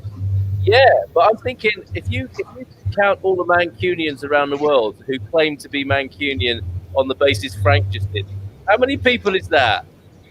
Hang on, I will say I have a birth certificate to prove where I am from. Yeah. However, that has changed, and I'll talk to you about that on another show, Carl. Something very interesting. Very interesting developments have happened. Where you go with that? Okay. Wow, fascinating. I've kind of let it go on my Facebook page today, but I've kind of excused myself. Let me just say that. If you have a look at my Facebook post, it's a bit more relevant than when I talk about it. You've excused yourself from Her Majesty, I take it. I've excused myself from my birth certificate. I have. Wow, that's an interesting topic to go into. Absolutely, yeah, we should talk about that sometime. Gary, have you switched to something different there? Because I think I'm going to gone to the Bramble and Raspberry Gin. You know, since Owen is online, I will go and grab the same drink Owen is grabbing, and I'll do a drink with him. I'll be back in a second. Oh, I like that. I like that, Gary. Would you I'm just going to carry on, finish off the toppings of my pizza. I've got my mozzarella and my olives and my oregano and everything else to do. I'm going to do that while we carry on. Is that okay? Yeah. Cool. Are you going to shave your pecorino on that or not? No, pecorino. Mozzarella's going on. Oh, I say. Okay. So this is almost like a live pizza build. Ree, it is. I said I would do a live one, but I'm doing it now. So mozzarella's going on. Sounds great. This has been the best Friday night in months, says Ree. Y'all are a hoot. Thank you, Ree. Just very quickly to answer your question, is American music popular in Portugal? When I lived in Germany, it was really popular. American music popular the world over, I would say. I'm a massive... I would say not. I think more the fado. If you go, like, I had my videos over the summer, Carl, at the River Beach in Sata here, and we had bands on every night. We had DJs playing. So I think it's fado music, and a lot of cover versions is, from my experience here, is the thing. All right, fair play, mate. I just must be just my house then. Ree, you know, I love a lot of American music. You have to come over and meet up with us when you get here. But thank you for your company tonight. It sounded like you were leaving, but maybe you're not. You're just saying this has been the best Friday night in months. So yeah, hopefully you can stay. We were doing this for 2.5 hours last week. We'll see what sort of mood we're in. Gary, are you feeling any different since you said you're a bit flat at the beginning? Are you a bit knackered, or have we lifted your spirits a little bit? You've lifted my spirits. Well done, chaps. Yay! I'm obviously tired of what I've been doing, but yeah, it's just nice to have a chat with the guys, have a bit of a laugh, the head pushing, you know what I mean? bit of a Great, excellent. And Rhea is staying. At which point I need to go and get my next drink, my next course. So I'll leave you chaps chatting here. Owen's building a pizza. I'm just shaking my oregano all over the dish, and I'm putting my olive oil on it. It's going to go in. Sorry, guys. Shaking his oregano. Chaps and almost lady. That's an interesting... Oh! Is that a Very transition? interesting to me. Are we talking about a transition? Elaborate, please, Ree. Yeah, absolutely. That's an interesting situation. Tell us more. Okay, unless that's a comment on one of us is an almost lady. But I don't. Oh, maybe that's you, Gary, with your having. It's a trial reference. Oh, I see. There's me thinking that Ree's going through a transition. Okay. Well, now I've said that, I'm going to just go and get a drink. Okay, Carl, you get blacklisted. You're going to get blacklisted, I'm telling you, man. Look at this. Look. I was assuming Ree is a fella we've been talking to all night. No, I'm a married woman. Don't I feel it? The pizza oven and getting out of the way while you do this. I tell you what, this is the best review we've ever had. You're a hot mess. Right, I'm going to go get the vodka. Eugene and Gary, play nicely. We'll have a chat. Eugene, what's it like over there? Gary. How's things? What's the state of play over there, mate? What you mean in general or personally or what? Well, you know, the whole thing with the guards weren't stopping traffic. We're in stage 5 lockdown at the minute. Yes, Frank, boy, get it on the pour a big one. We're in stage 5 lockdown, Gary. But the guards haven't been stopping traffic on the bridge in the north for the last 2 weeks. And then RTE appeared yesterday, and all of a sudden the guards were stopping every single car. There was a queue back maybe about 2 miles long. They were stopping everybody. And as soon as the cameras left, the guards left, and everybody just crosses freely. And I had to ask, were we still in stage 5 or what had happened? But I'm starting to question it myself now at this stage. You reckon? You're having thoughts about it. You don't reckon it's kosher. You don't think it's true. Oh no, I do believe that it exists, and I know somebody that actually died from it, and right. My cousin and my niece and my uncle have had it, and a couple of my friends, a good mate of mine that I used to work with is actually an intensive care unit with at the minute. So I do believe that it exists, but I'm starting to question, how likely it is everybody's going to catch it, or it's just this. Why are the people not caring about it? And reply to Ree. Ree, yes, we are a good old hot mess. Look at us over here. Yeah. For sure. Yeah, I agree with you. I think what you're saying here, right, is that the government might just be, or people in power, twisting this to their own advantage and maybe blowing it up a bit more than it is. But there's something out there, we know there is, but what level is that? God only knows.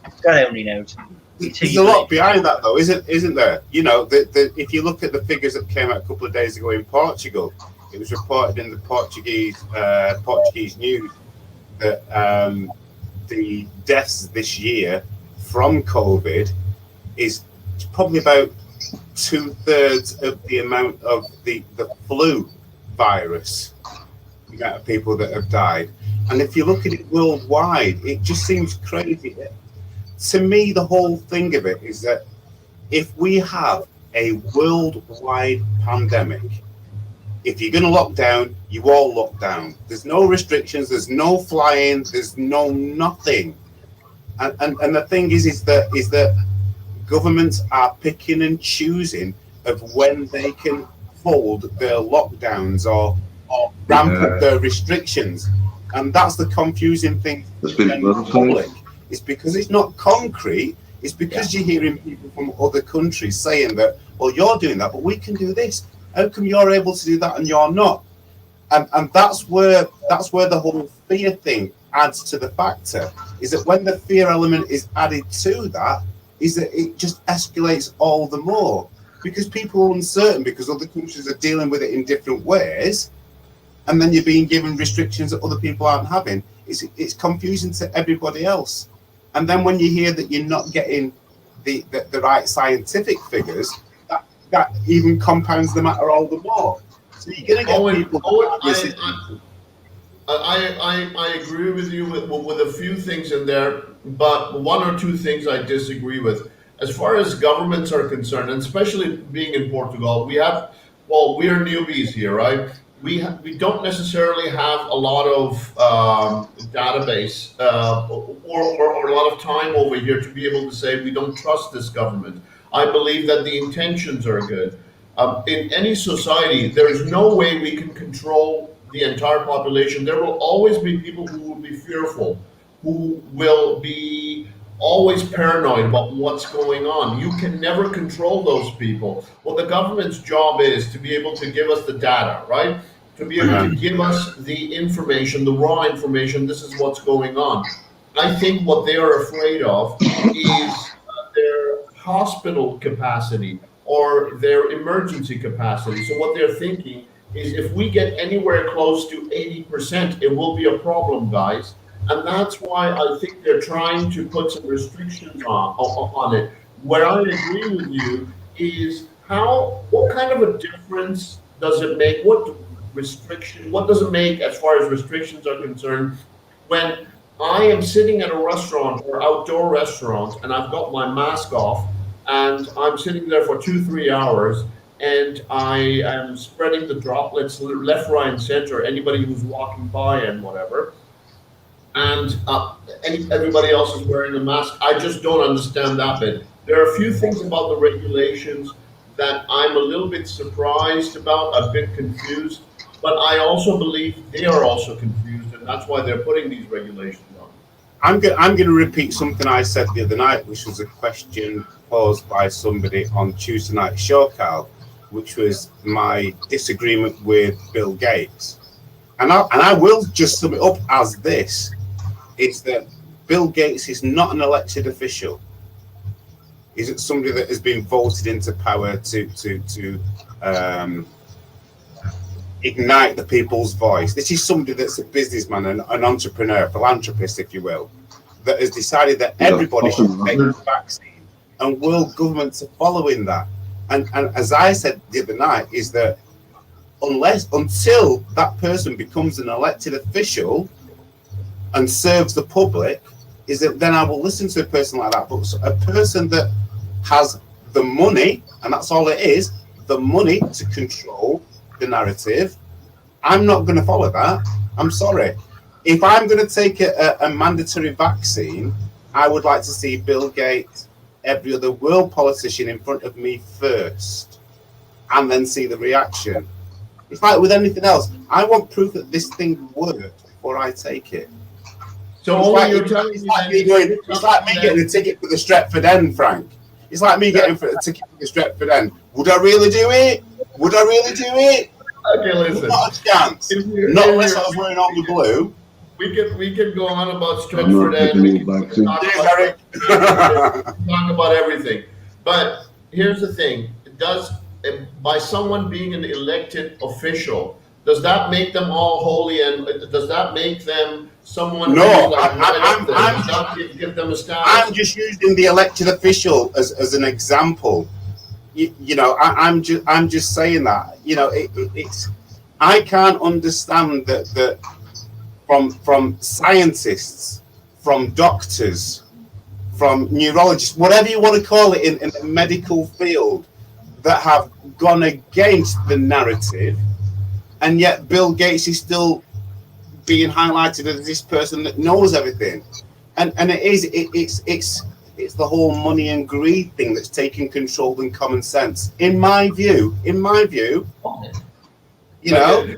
But Owen, what kind of narrative could here's something else I want to throw out there. What kind of narrative could a multi-billionaire who's had a lot of cash, who can just live out his life whichever way he wants? He doesn't have to mess with us. He doesn't have to deal with the public. He does not have to listen to us going on about him. He can just go about his life. What kind of a narrative does he have? What is he trying to prove? Why is he in it still for the money?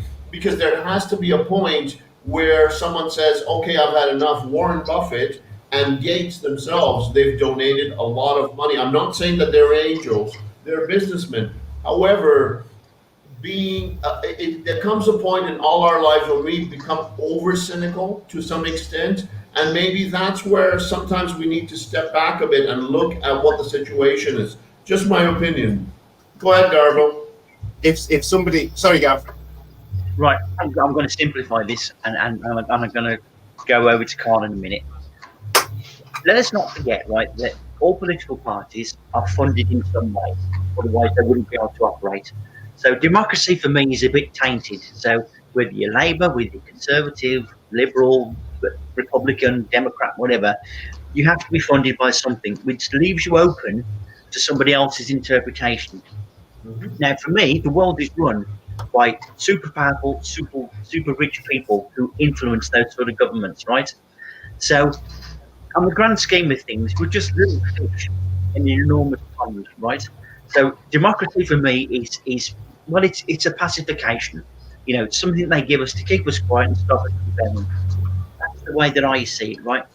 Now, I'm going to come round to what Carl was on about earlier, right? We have to focus not on the huge picture that we can do nothing about, right?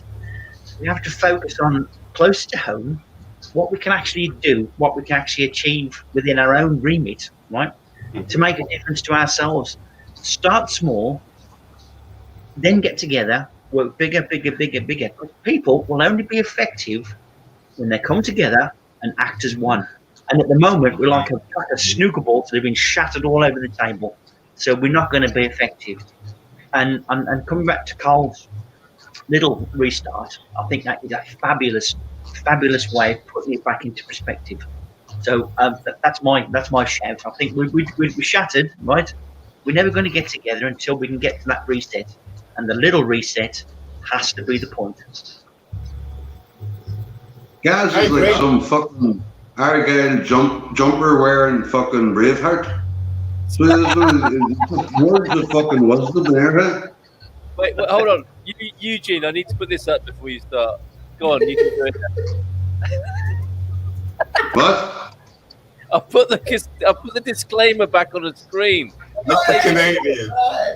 And there you are. Just need to let people know that this is a particular kind of show where you might hear this sort of thing.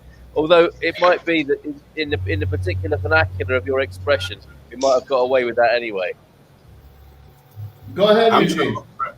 Go on, Eugene. If this was that show, was that episode of the young ones where they were on political challenge or university challenge? Frank in the ball. Footlighters College and all the rest of it, wasn't it? In the young ones. It was Footlighters College and somebody else. The image that I was seeing there is of Eugene fisting Frank on the screen there. Yeah. There he goes again. He's making Neil jealous. Charles is saying it's simple. They're all in the club. That's it, yeah. George, very good point, Charles. Yeah, very good point. It's a big club and we ain't in it. Yeah. How many lockdowns? Terence, come on the live stream, man. Go on, say that again. Terence, come on the live stream. Yeah. Okay. Well, let's get the link posted again. Ken, you might want to join us as well. You must be your wrists must be worn out with all the typing you're doing tonight. Self-isolation saved people from the flu families would feed whole villages. One household would take it upon themselves to be the only ones fetching water and harvesting vegetables and cooking food, leaving it on the doorstep, while everyone else in the village locked themselves in the houses. Just think about that. One family gives the life for the whole village. But I don't see many today willing to make this sort of sacrifice. I tell you what, Ken, I can see that happening in Portugal. That is the sort of thing that could happen in Portugal if that's what it Yes. came to it. I'm not sure that's necessary, but I do see that could be a thing here in the culture we've got, because we still have that. A lot of local life in Portugal that hasn't been entirely destroyed by people moving to the cities. It's happening. It's on it. The trend is towards the cities and migration, but there's still a fabulous network in the smaller towns and villages of Portugal. Well, some of us are moving away from the big cities. Some of us are moving to smaller towns, because the thing is that these smaller towns in Portugal are amazing. There's so much to do in smaller towns. When I first arrived in January, February, I did not realize Portugal has like these pockets where you can go into. And when I first talked to you, Carl, and Garbo, you were saying that you need to be Central Portugal. An amazing place to go as well. Where there's like amazing towns. You've got up north, you've got Porto, you've got Faro in the south, you've got Coimbra, beautiful places. Évora. Yeah, I think Charles, this is bringing up the idea of the big reset. I'm very suspicious of that, and I would put, this is where I would put, in terms of cynicism that you're talking about, Frank. I don't think myself as a cynical person.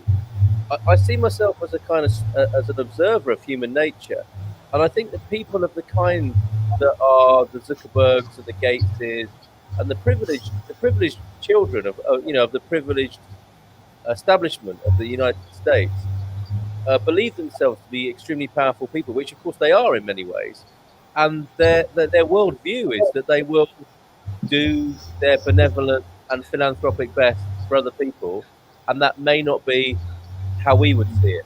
That each according to his nature, right? And I think these very wealthy families in America live an entirely different life that we can't understand, and I think that's what accounts for this big reset concept, which makes complete rational sense, but we cannot leave the world in the hands of completely rational people. Rationality is the root of these problems, because rationality is about numbers, and it's about polarity, and it's about the mind, and there's so much more to us than that, and that's being neglected at the moment. Gary, that is the point with capitalism, right? Capitalism reduces you to a number, you become a value, and that is, well, the world is capitalist. It's all capitalist, right? And it can only go so far. You can only go so far with that. You can become a number on a sheet of value. You cease to be a person. So what did we do? Where did we go from that?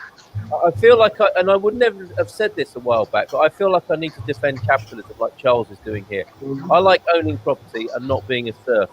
I think what these so-called elites and what crony capitalism has done, and there's something called the Cantillon effect, I think, where governments who print money, who do that to save the economies, the money that gets printed has first dibs on it from the richest people in that society.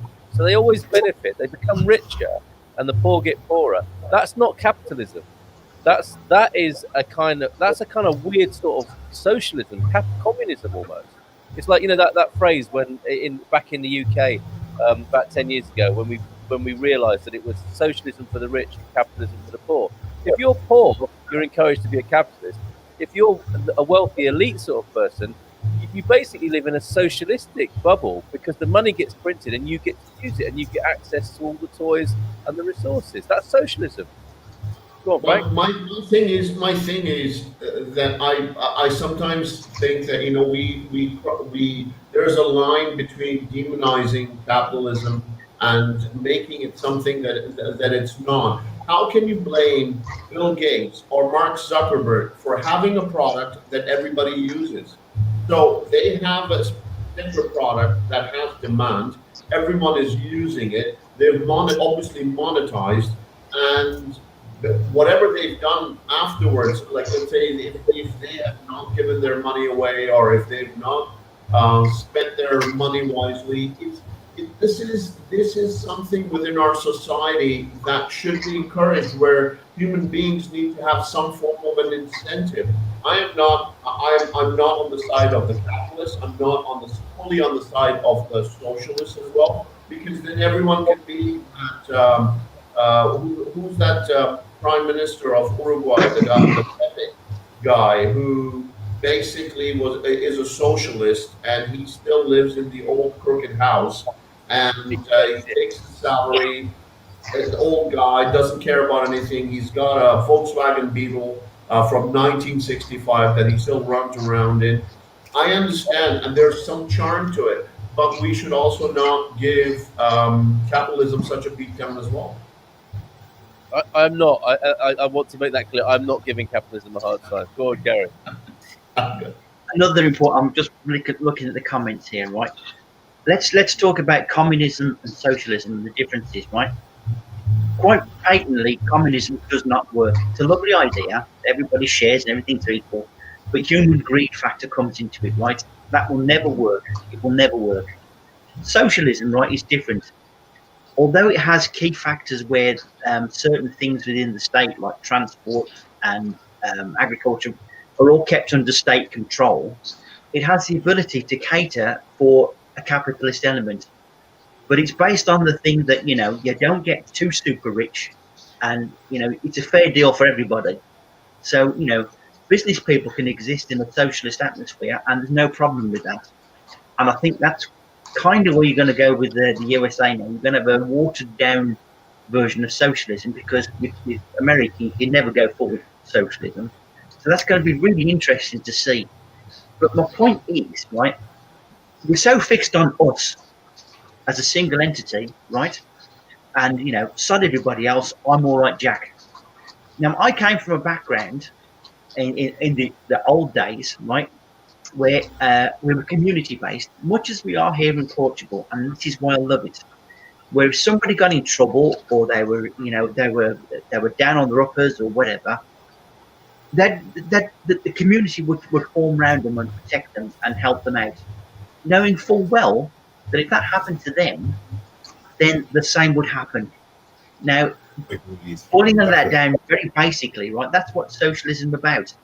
You look after each other, you make sure that the core things are there and is secure. And socialism is basically, to me, about being a good human being. You look after each other, and nobody ever gets to a point where they're super powerful, super rich, or whatever. I know that's an idealistic way of looking at it, but that is where, I am. That's what I would love to see. So there's nothing to fear. My thing, though, Gary, is that do we necessarily, as good human beings, do we need to follow a certain edict? Do we need to follow something in order to behave a certain way? You can just be a good person and do certain things. I think one of the things we suffer from is this very romantic Hollywood Robin Hood syndrome, where we feel that everyone should be behaving like, if you become rich, every rich person should behave a certain way. Hey, guess what? Some rich people are assholes, and some rich people are nice. This is how the world works. It's you have to work. There are some people like Mark Zuckerberg. This guy, every time he's been to any of the whenever Congress has questioned him or whatever, he looks like a tool. He comes on and he looks like a robot. He looks like Jared Kushner's cousin. And he's completely, all his answers are, he knows exactly what he needs. He's been pre-prepped. You can't expect much from this guy. He, at the age of 22, 23, he became a multi-billionaire. Jeff Bezos, same kind of deal. Why did he, this is the question I've got for you. In your, I know it's not a defense of Bill Gates and Mark Zuckerberg per se, but when you ask the question about those two, and why are we so cynical about them? I need to know why you're not as successful as they are, and it's not just because they had good product. I think they're successful because of the backgrounds they have, And I'm not bitter or jealous about that. I'm just seeing it like it's almost like science or physics. When you're born into privilege, as I think were, and most billionaires in the world are, it's not like they started from the same place as you, Frank. If you start a company, you're not going to be as successful as Bill Gates or Mark Zuckerberg, and nor am I, because we're not born in the same water. Gary, That last comment from Charles, can you put it back up by any chance? this one? I'm going to dispute that big time, right? Because where I've travelled around the world, and some of the places have been so desperately poor, right? They've got nothing. But I look at the children, and they are so happy with just being alive, and having a full belly and the simple things, right? And then you look at our kids, and they've got games and this, that, and the other, and they're forever unhappy. So I cannot go with that, right? I don't actually know that many rich, happy people. Can you say you know anybody that's rich and really happy? Because I don't think that much money really ever makes you happy. So I've got to dispute that big time. Well, I just don't think the two are connected. Like I think maybe like Frank was saying, there's some people are rich, some are poor, some people are happy, some people are unhappy, and there's not necessarily a causality there. Although it is true to say, I think, that some people discover that money doesn't make you happy, and you can only do that in your own experience. not somebody. There's one thing. There's one thing for sure. If you're as Charles just said, if you poverty, you're going to be miserable. Now, the same kid that you're talking about, Gary, you know what? I'll tell you, like when you see a lot of these poor countries, when you go and see the kids over there, give that kid a TV and see how quickly that kid becomes miserable. Yeah. In 2 minutes, he's going to be miserable because he's going to start seeing what's going on outside. I'm going to have to come back to Charles again, I'm afraid. Right? Yeah, I agree. He's on about money here and Africa, this, that, and the other. Right. But the normal way that you and I will get money is we're not giving it, we're not inheriting it, we'll borrow it. We'll borrow it, and then we're right in the pocket where we're so controllable, and we live a life of miserable existence where we're paying off debt after debt after debt, and that's how the rich get richer. They trap you in that trap. Yep. Well, Boys, excuse me if I'm wrong. That's not capitalism. That's elitism. Eugene. Excuse me if I'm wrong, but the poverty line, I don't know, 10 years ago or something like that there, 20 years ago, fuck it, it was $1 a day. Like millions and millions of people were living on less than $1 a day. I watched a documentary there recently where it says that the poverty rate had risen to $1.75.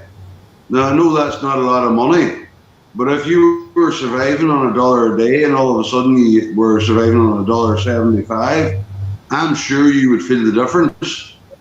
Now, where I was born and raised is a complete fucking shithole, and capitalism has done all right by me. And it seems to me that you have to come from a certain background where there's already a certain amount of stability and money behind you to indulge yourself in socialist ideas, because whenever the shit hits the fan and you find yourself crawling through a hedge at night to steal spuds so you have something to eat tomorrow, your ideals and your morals and all that goes out the fucking window really, really quick. Fair play, mate. Go ahead. Yeah, I mean, it's just that I want to go back, switching back to the old politics. We were talking about, capitalism and everything else. But for me, obviously being the dark one in the room, racism is a big thing now, because it's from me growing up in the 70s, as we were talking earlier about community and community spirit. I grew up with that. I remember 1976, the warmest summer on record in the UK. The year later, Queen's Silver Jubilee. I remember 1975 going down to London and my first taste of a gospel church. But then obviously I remember growing up as a paper boy and being harassed by a known member of the National Front in the area. And I did, you know, throughout my years growing up in the UK, the more aware I got of the situation, the less I wanted to be there, and hence me being in Portugal. But it's weird. I want to come back to that. I don't know if I can share a screen with you, Cal. I've got a photograph that I want to share with you.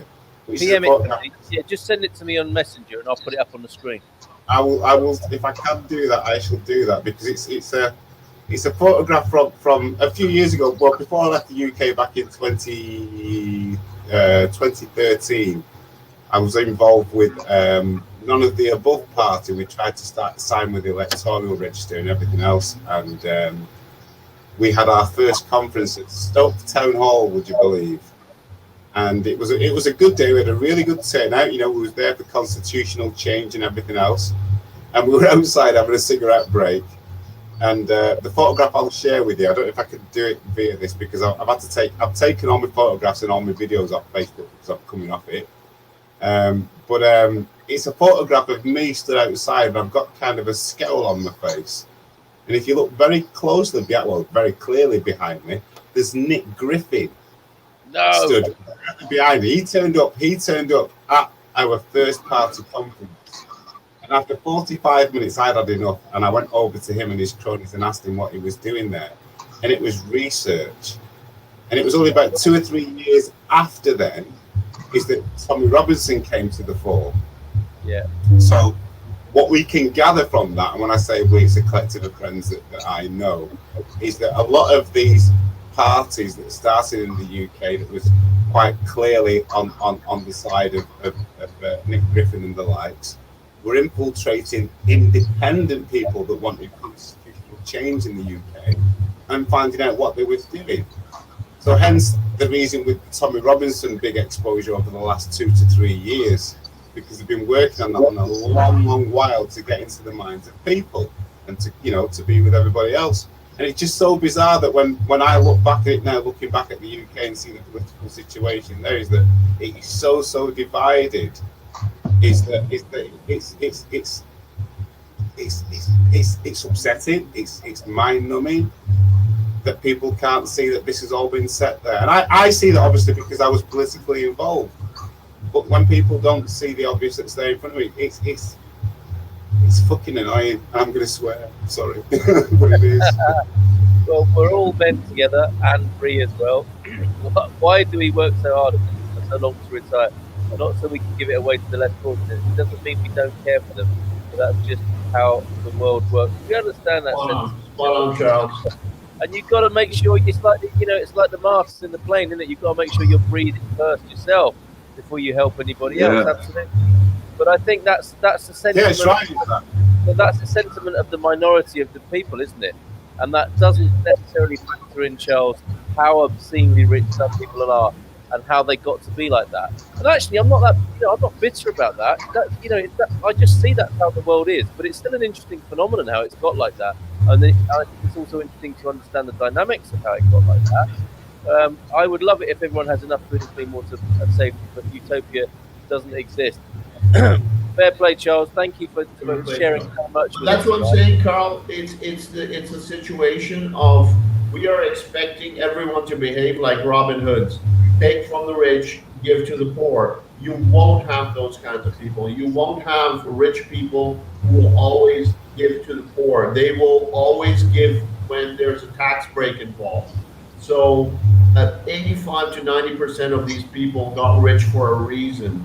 And this is what they do. The more dangerous people are the Murdochs of the world who spread disinformation all over the world. These are the proper criminals. I think before we go after anybody else, we should go after the ones who own these newspapers, who own these news outlets, who spread fear amongst people. These are the proper criminals that we first should be going after. I wonder why you single them out, because to me, I agree with you. Like, everyone's acting according to their nature. People who've been raised in very privileged backgrounds, behave like their parents, and they become wealthy. This is my thing about the Gates people and the Zuckerbergs and people who've become incredibly rich often feel like they deserve to, like Donald Trump. And then, then there's everybody else, and then there's then there's the news media, like the Murdochs, but they again are behaving according to their nature. The sons are like the father. They make money from spreading doom and gloom. I'm not sure they've got a very sinister agenda. It Is looks that like is that not paid, Carl? Is that not paid? That's not What's paid that? though, is it? What do The you mean? information they're giving out, the mainstream media and everything else. Sure, it's directional. It's like editorial, isn't it? It's like you have editorial before it goes to production. Somebody has a read of that. It's crooked. I think it's narrative. crooked. I think it's crooked to the and hideous to the core. But I just think it's what they know what to do. That's how all of us. We're all according to our nature and upbringing, and I'm sure they can't see anything particularly wrong with it. It's what they do, and it's like Robin Hood, the stereotype of Robin Hood. Robin Hood does what he does because he believes it's the right thing to do. I think even the people who we think are wrong in their own minds are thinking they're doing the right thing from their point of view. Gary, Just something you said there about being rich. Let's think about this, right? Being rich is fine. We can deal with that. But when you get to Zuckerberg level, right, you've got so phenomenally rich that numbers don't mean anything anymore. But then making you rich then makes you incredibly powerful. So it's not necessarily the money, Nicole, the power and the influence they have within like politics or governments and whatever. You've gone beyond rich. You're way past that. You're to a different level where you are in a percentage of the people who actually control the world. That is my point. Right? We've been rich, nothing wrong with that.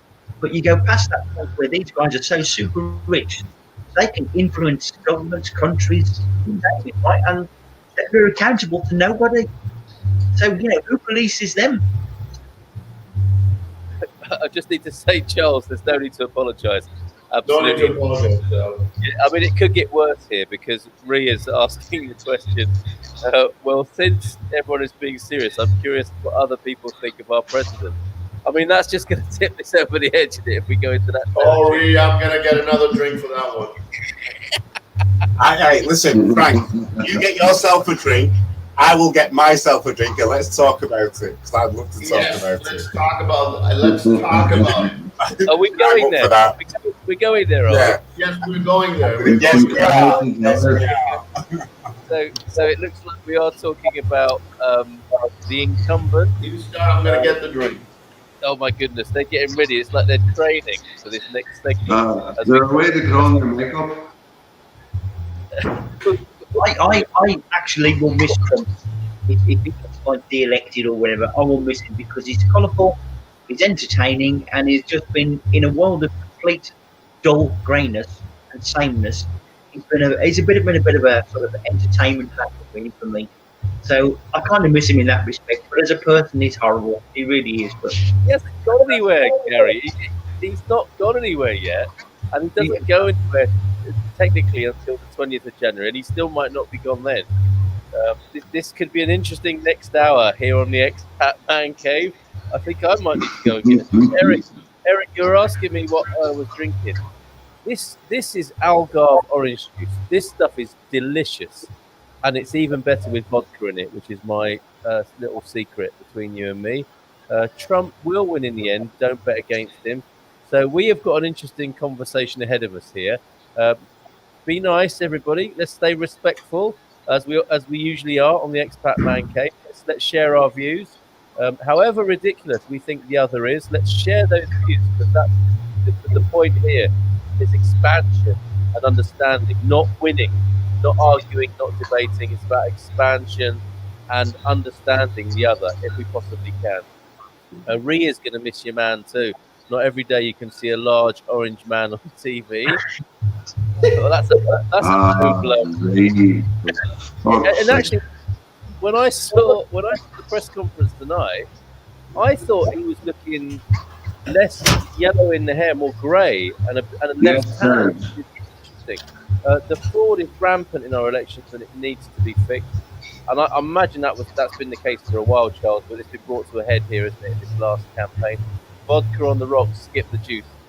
I tell you what, Eric, when you taste this stuff, you will want that juice in there. This orange juice, everything in Portugal, compared to my British upbringing, is sweeter by a factor between 5 and 10 times. easily. It's extraordinary. It's like turning the volume up on sweetness and intensity with fruit and vegetables. It's lovely. Carl, I remember the first time I had a couple of orange trees down by the fence there, right? And they looked quite a bit nasty, a bit skanky, but I thought, well, never mind, I'll give them a try. Took the peel off, right? Had the orange, and they were that sweet. It literally made my head hurt. It was really, really, really like intense orange sweetness. It was beautiful. Yeah. We've dealt. Does it smell in this room? It smells of burnt. Okay.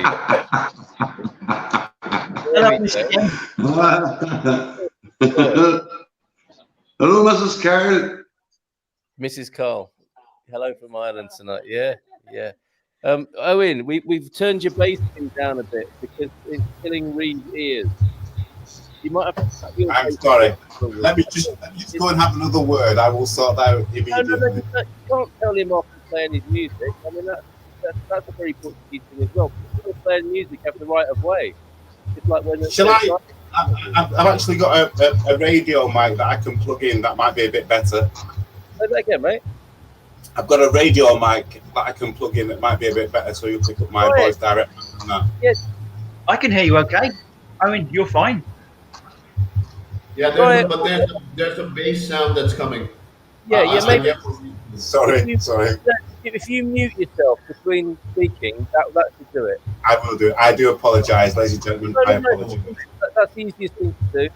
I was quite enjoying it. It was reminding me of like being at a party, you know, when you're talking. It's quite. Listen, once this nonsense is over, this man cave is well and truly open. I'm telling you. Seriously. Yeah. I've been cooking. In fact, the pizza is out. That's why I've been to and fro. The pizza's out of the oven. I've left Brendan to sort that out, and I'm going to grab my pizza in a bit, but it's turned out really good. Are you going to make sure you wear that paisley uniform the first time I see you, Owen? No, I've got one. I have one. Frank always puts his sexual needs first, doesn't he? Frank, when you see that shirt, you will shake my hand. That's all I'm going to say. Yes, I will more than shake your hand. I'll give you a kiss. Oh my God! I wonder what else is going to shake then. Fucking shocker. I mean, doesn't see that cover at all. I don't want to go on a run at midnight, says Sapphira. Sapphira, no. Sapphira's a trooper. Absolutely. Every day and every night, Sapphira's there. He's there. Yeah, cool. Absolutely. And he's going to give us an introduction to Portuguese politics soon, which is fantastic. I'll tell you. Going back to what we were going to talk about as far as this president is concerned, Owen, I believe that the problem is not the orange guy. The root starts with that Bannon guy, and it starts with that Bannon guy. This is all over the world. You've got people like Orban, you've got people like Salvini, you've got people like Modi, you've got people like Bolsonaro, you've got all these nuts that are all over the world. One is hopefully gone, and then we need to take care as citizens of the world, we need to take care of all the other nutters. He is not going to be. I'm going to tell you now. It's happening now. Hopefully. This is falling. Babylon is falling. And in fact, I will do it in the stereotypical way. Babylon are falling. You hear me? I'm telling you now, Babylon are falling. Yeah. But it is. I do believe it is. You're right. It is biblical, and it is going to be biblical. It should be biblical because all these criminals, all these rats need to be cleaned out of our system. We cannot have all these people infesting this world with their rhetoric. This is gone to an extent where these individuals have gotten the kind of influence we don't want in this world. It's not about left or right. It's just about humanity. I think we're going in a horrible direction. The orange monkey is out. He's gone. It's regardless to world leaders. It's regardless to world leaders and the individual people. how we are being governed. And the difference is that these people are governed by consent. And what they have forgotten is to ask our permission. Owen, they have governed by fear and misinformation. This is the problem. Fear and misinformation. People are not, and that's where people, like when Carl was just talking about Murdoch, why I was singling Murdoch out, he is one of those people who has been perpetuating their lies, who has been giving them platforms. This is why we're in this situation. I'm going to come back and agree with what Charles has just put on there. And the reason that I look at it, and I'll state this now, I've never been a Trump fan. And if you look at my post when he came in 2016, I actually played the old Trumpton theme tune. You know, the old children's program Trumpton. I played that when he got in because I didn't believe the man. However, if I look at the things that JFK said, things that Malcolm X said, things that Martin Luther King said, things that they wanted for the better of all, actually Donald Trump has come in and he's actually said, I'll do this for you, and he's done it. And if you look at any other politician, any prime minister, any premier that has promised anything to anybody and it's never come to fruition, Donald Trump is the only person that has done that, and I admire him. I am not a fan, I am not a supporter. I admire him because he's his word. That's it. You admire his message, I stand on it. I'm not a QAnon. I understand what he's done. Results, Frank, I think is what Owen's referring to. Yeah, and then that's what it is. And if you look at any prime minister and president, look at the results. If they have stood there on a podium and promised the people they had done something, how many of them have actually done it? You know, how many of them have actually done it? Not a lot. And that's where I think somebody not being a politician and being a businessman and seeing things in the real world. And I can use an example for that. When I worked as a civil servant in the UK, each year, and they've done it for years, they would send select few from around the country to spend a week at King's College at Cambridge for a summer school, where you got together and you had your study groups and you presented in front of ministers your thoughts and ideas from the future. Now, for us, being served in Hogwarts was fantastic. But you know what? It's these people that are in power that are standing up there in Parliament and saying, here's an idea for you. And it happens. And the credit has come from the people that are on the street that see it every single day of their life. And that's how it's being run. Sorry, Owen, I was not laughing at you. For the people, for the people. That's all I'm saying. That's the way it should be, for the people. If the people want it, give them credit and let them do it. So you're saying, Owen, sorry. What you're saying is Trump, in his lunatic way, was able to get certain things accomplished at a time when nobody else could get accomplished. Hey, Sapphire, how you doing, brother? Spyro's there. Ding. Yes. Hey, Get in there. Can I throw some in here? Let's see Good night, Sapphire. Good night. I think Come Sapphire on, Charles. Come on. Go, Gary. Sapphire, you're first going to bring up your drink. What are you doing, brother? I hope you can all hear me well. We can. Yes. We can. I'll come to you in a minute, Sapphire. Just 1 second. Back to what Owen said, right? Like you, I'm no Trump supporter. I really am not. But Trump is a bruiser, right? And where he kind of scores is that, you know, if you've got people like Putin and you've got the Chinese and all the big, you know, the big players in the world, right? You need a bruiser. You need a bruiser to match them. And now, like Mr. Biden has come, I don't think he's got the balls to stand up to him, to be honest. I really don't think he has.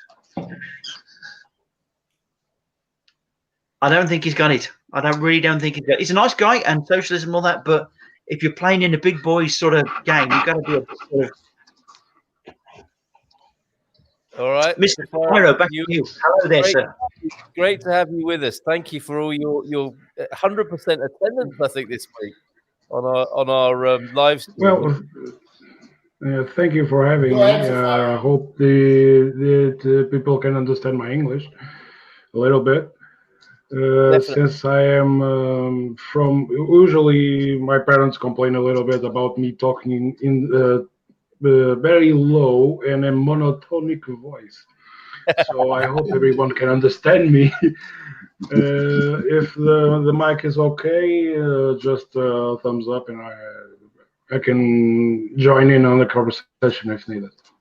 We can Yes, definitely yes. hear you. I think. Did you want to say something Very, about very Trump brother. as a point?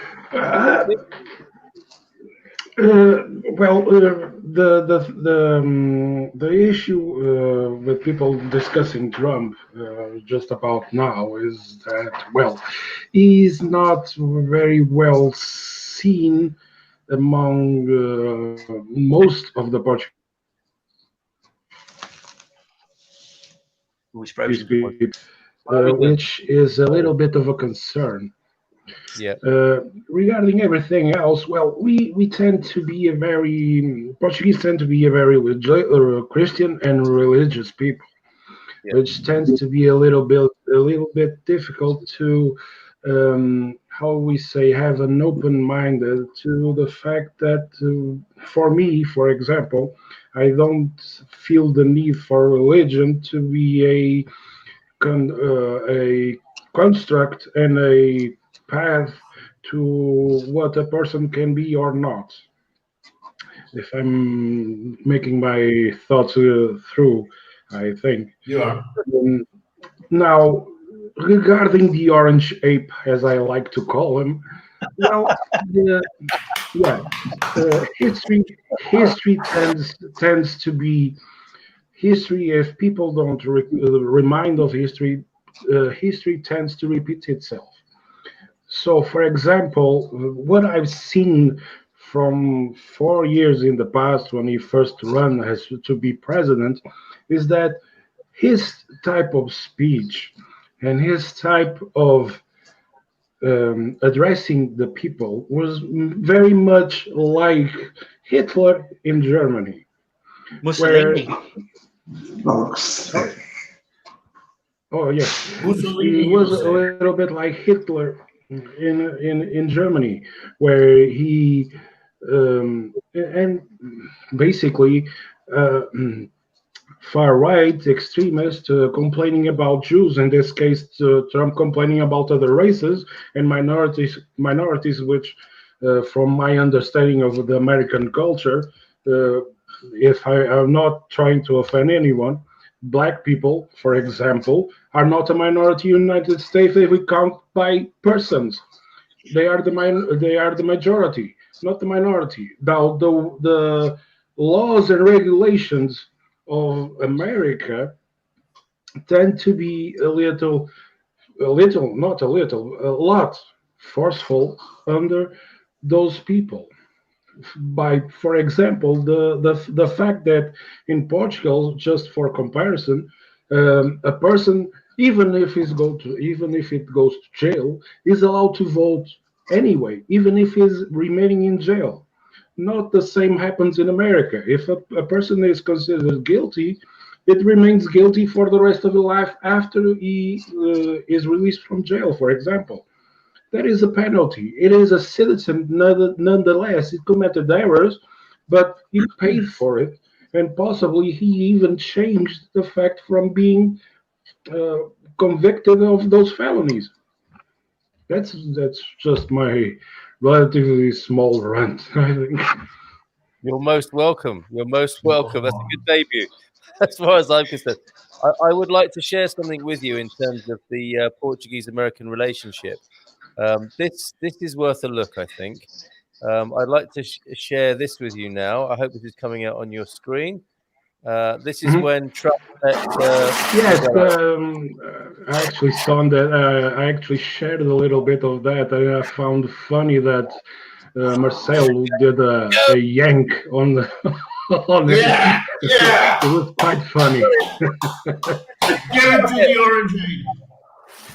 Get in there. Viking, there's a thing, and I like to assimilate various cultural things from here and there. For example, Vikings also had a thing that warriors, not because of their bulk and their size, shouldn't be underestimated. Even a small guy can turn a big guy upside down.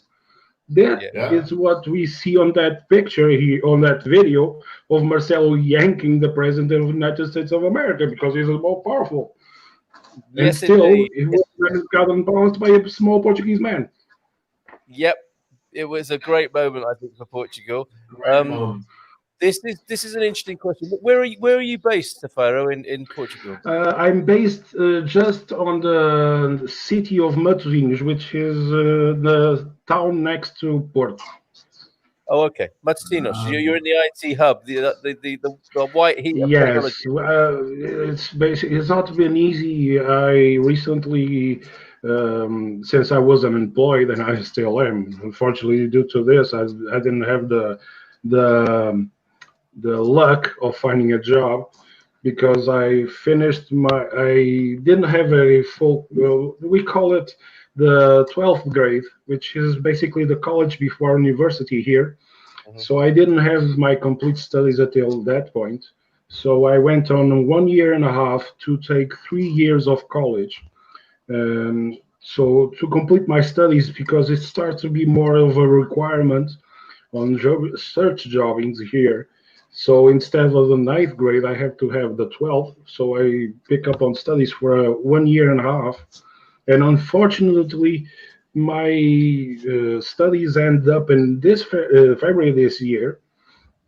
And when that was when the COVID struck here in Portugal, and we started the curfews, the mandatory curfews, and everything else. So until now, I'm still unemployed, but I'm a little bit optimistic. I hope to find job if this thing turns out to lift by the end of the year. I do hope so. Yeah, well, good luck to you, mate. And What is it that you do, Safaro? Yes, I didn't understand. What is it that you do? Sorry. Oh, What is I it did. that you do? I can do almost everything, a little bit of everything. I can mend the car if needed. Since, well, unemployed, I have to manage my own ways to fix a car. I can do some hardware on PCs. I can do some electrician installation, a little bit of everything. Handyman, if you prefer. I think we have a hub starting there, Carl. People that need work, that can do work. I think we should do that. Pool our resources. Yeah, I think pool our resources. Let's do this. Typically responsible all-round Portuguese man there. Could you throw some light on this, Safaro? I mean, it's so good to have you here among these expat guys to talk about Portugal from a Portuguese perspective. How has socialism treated the native people of Portugal? They can't afford their own property. They swoop in. So this is the gentrification Charles is talking about in Lisbon and Porto. We're seeing this. What's the best way, do you think, to deal with this? Because I think there has been a pushback now from the Portuguese government stopping the spread of Airbnb, right? In Lisbon, for example. Well, my personal views, this is my personal opinion. I don't want to offend anyone regarding Airbnb, for example, but it's also a thing that have an influence in the local here in Porto and Matosinhos, in the surrounding area of Porto, where because there's a lot of tourists coming in, the houses in the city center around in Porto, also a little bit in Matosinhos, not much, but the prices of housing are starting to go up compared to years before the boom, if you call it, of tourism here in Portugal. For example, a lot of old people that had a tradition from generations of living in the same house now tend to be evicted by the landlords because they want to transform the houses into Airbnbs, and for like those, I don't know, I'm missing the name now, those economy hotels, if you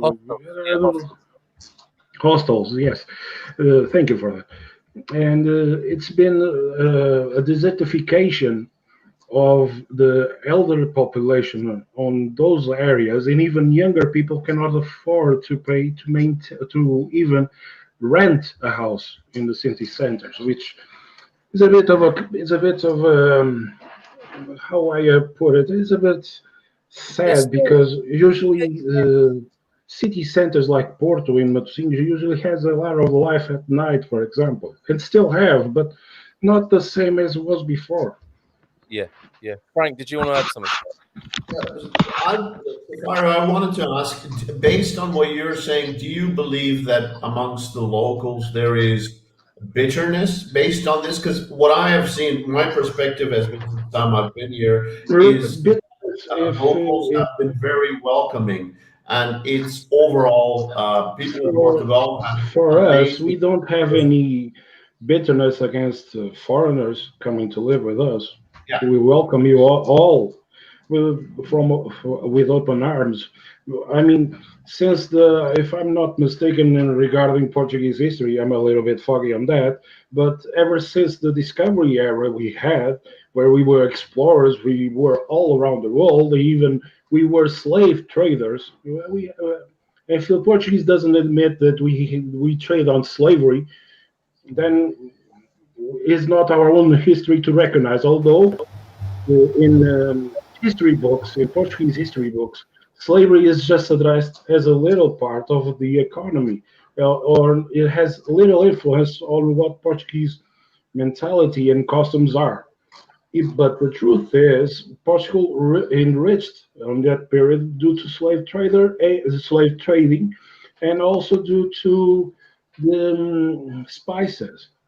Mhm. But that doesn't mean we didn't absorb the culture of those countries we enslaved from Africa and other countries also. We have the tendency to absorb and use, if I may say so, those cultures and adapt to our own. No, that doesn't. I don't have racial issues with anyone. I can speak with a Brazilian and I can speak to an Angolan with no issues or problems because to me that's just a pigmentation of the skin, nothing more. Yep. yes. I'll say on that is that my very first, well, no, it wasn't, my second day here when I was with my ex-wife, and we got a one-way ticket from the UK, and we was dead set on buying a property in Portugal. And then when we got to Lisbon Airport, the taxi driver that picked us up, the first thing he said to us both, and my ex-wife was white, he said, "You two are going to be okay here. It's not like the UK. It's not frowned upon because we're from everywhere. We travel the world and everybody comes here."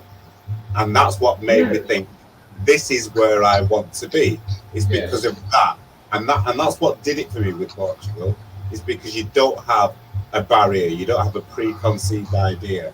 It's just somebody takes you as you are, and rather than a color, religion, or whatever. yes, I don't have, and personally, because I was educated by my parents, of course, not all the Portuguese are exactly the same.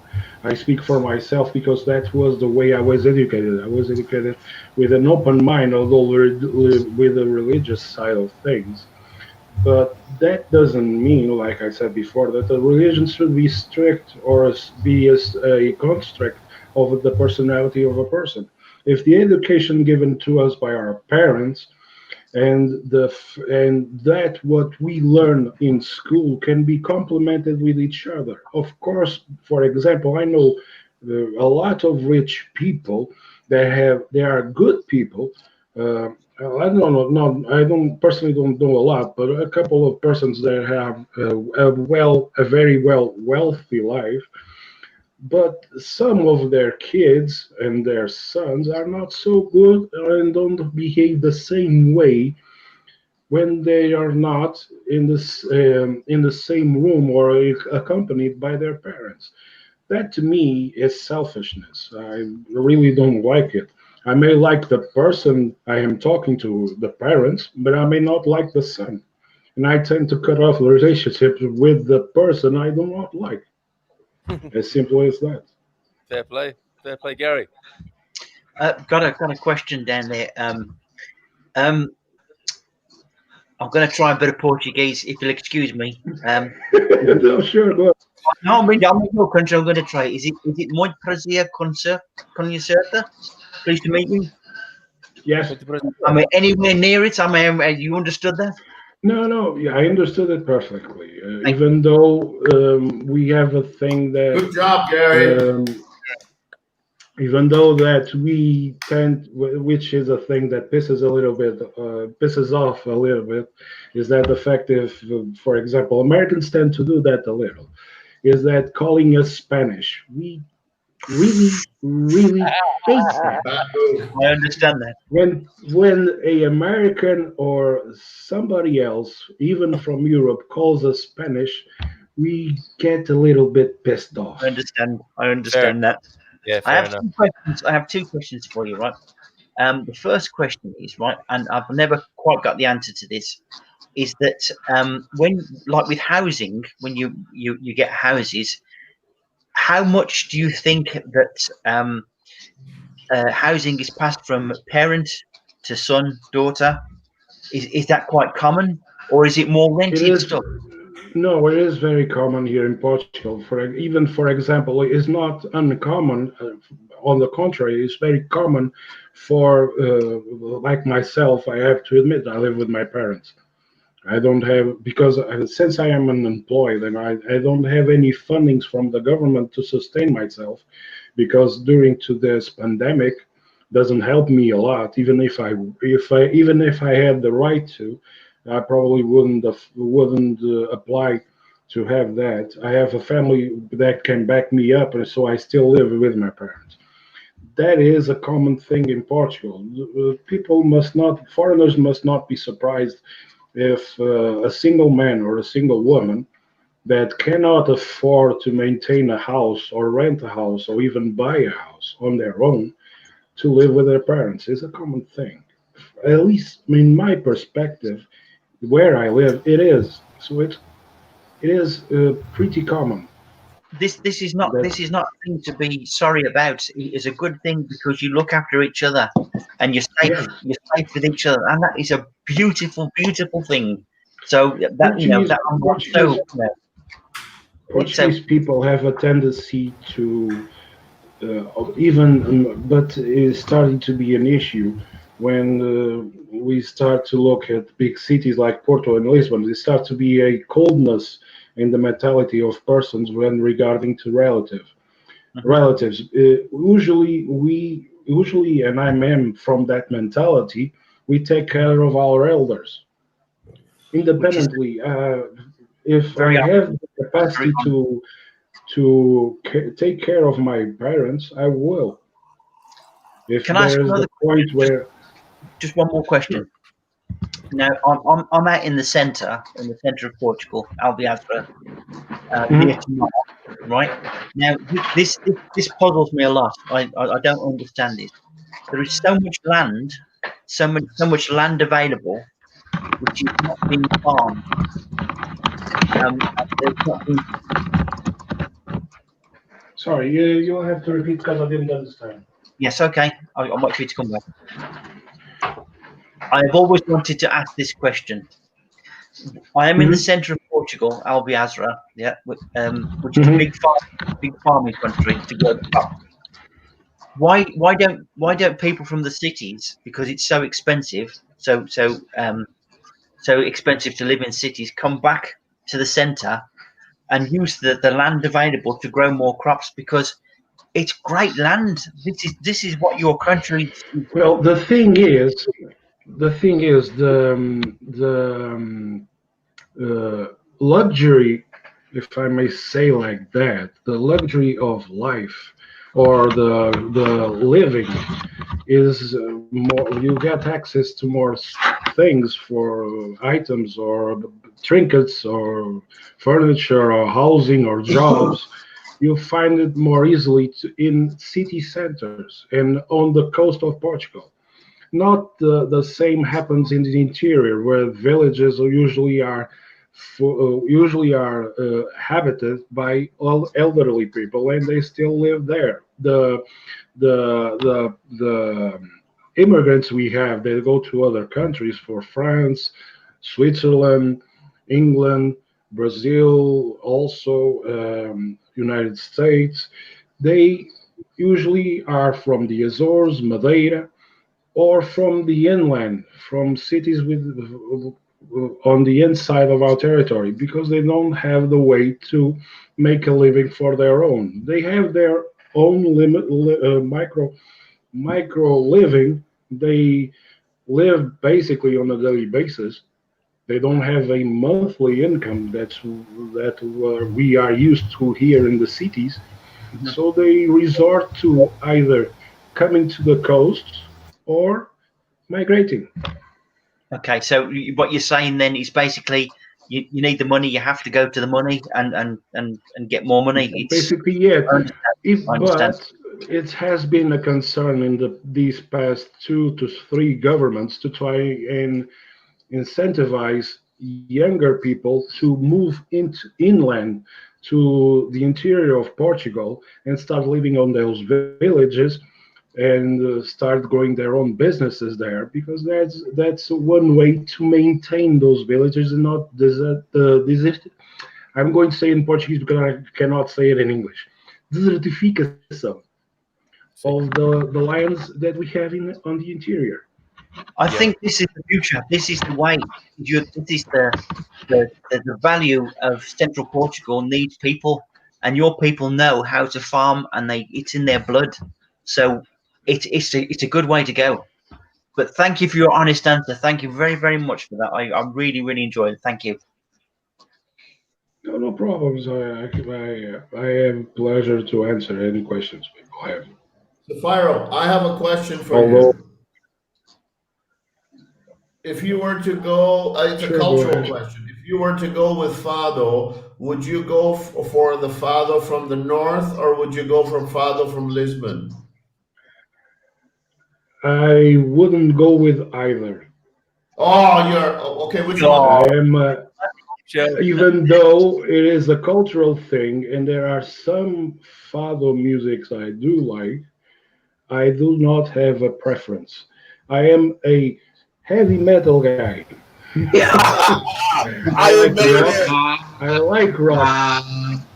It's funny you should say Rock, so the fado music. When I was in Lisbon a couple of weeks last week, a friend of mine came up from the UK and we spent 4 days in Lisbon.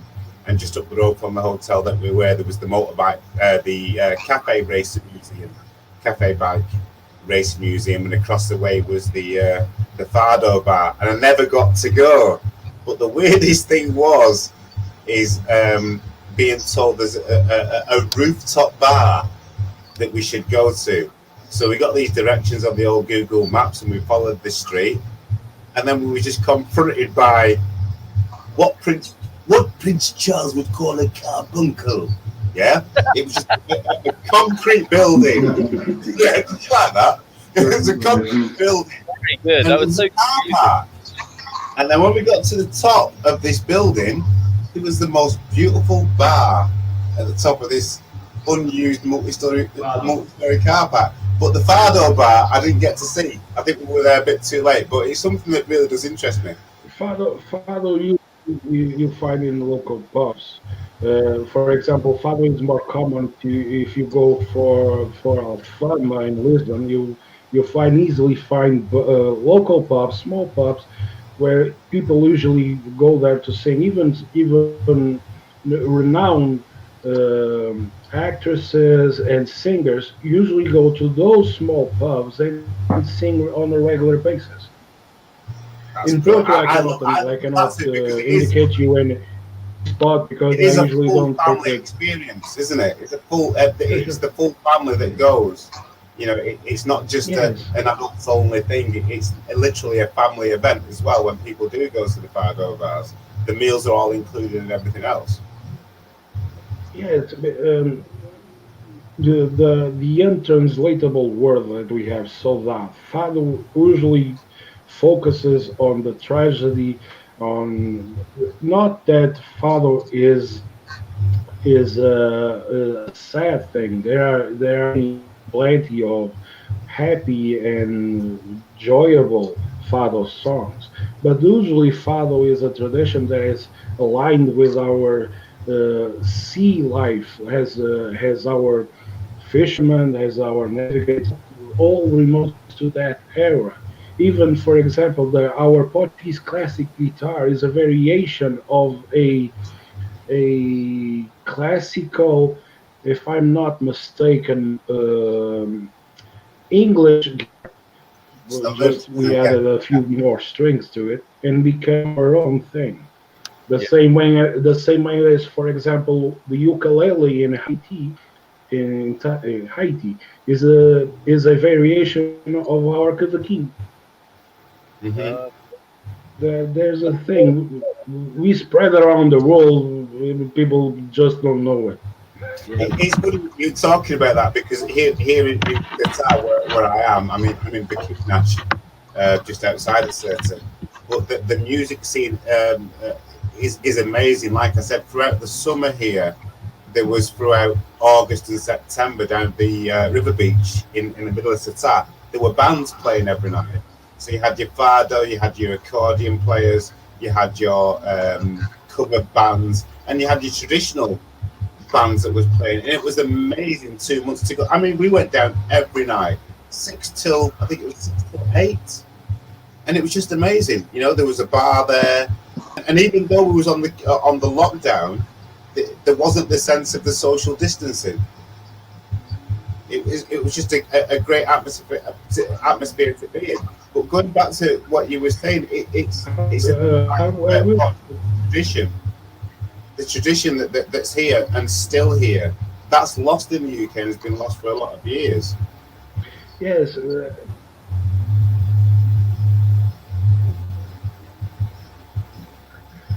The thing is, things lost a little bit. We have a tendency, and I have a tendency to pick up on those little has good and for example, pick something like that. It can be. There was even a famous. I don't know if it's famous anymore or not in America, but there were Portuguese guitarists played. I don't know. Is it just me, or are we having a bit of a trouble with Safaro's line there? We're having a bit of a trouble with Safaro's line, I think. Yeah, you're breaking up a bit there, Safaro. While we give that a chance to kind of repair itself, there are some really lovely comments, and a lot of them are aimed at you and this new fan club I think we've got for you.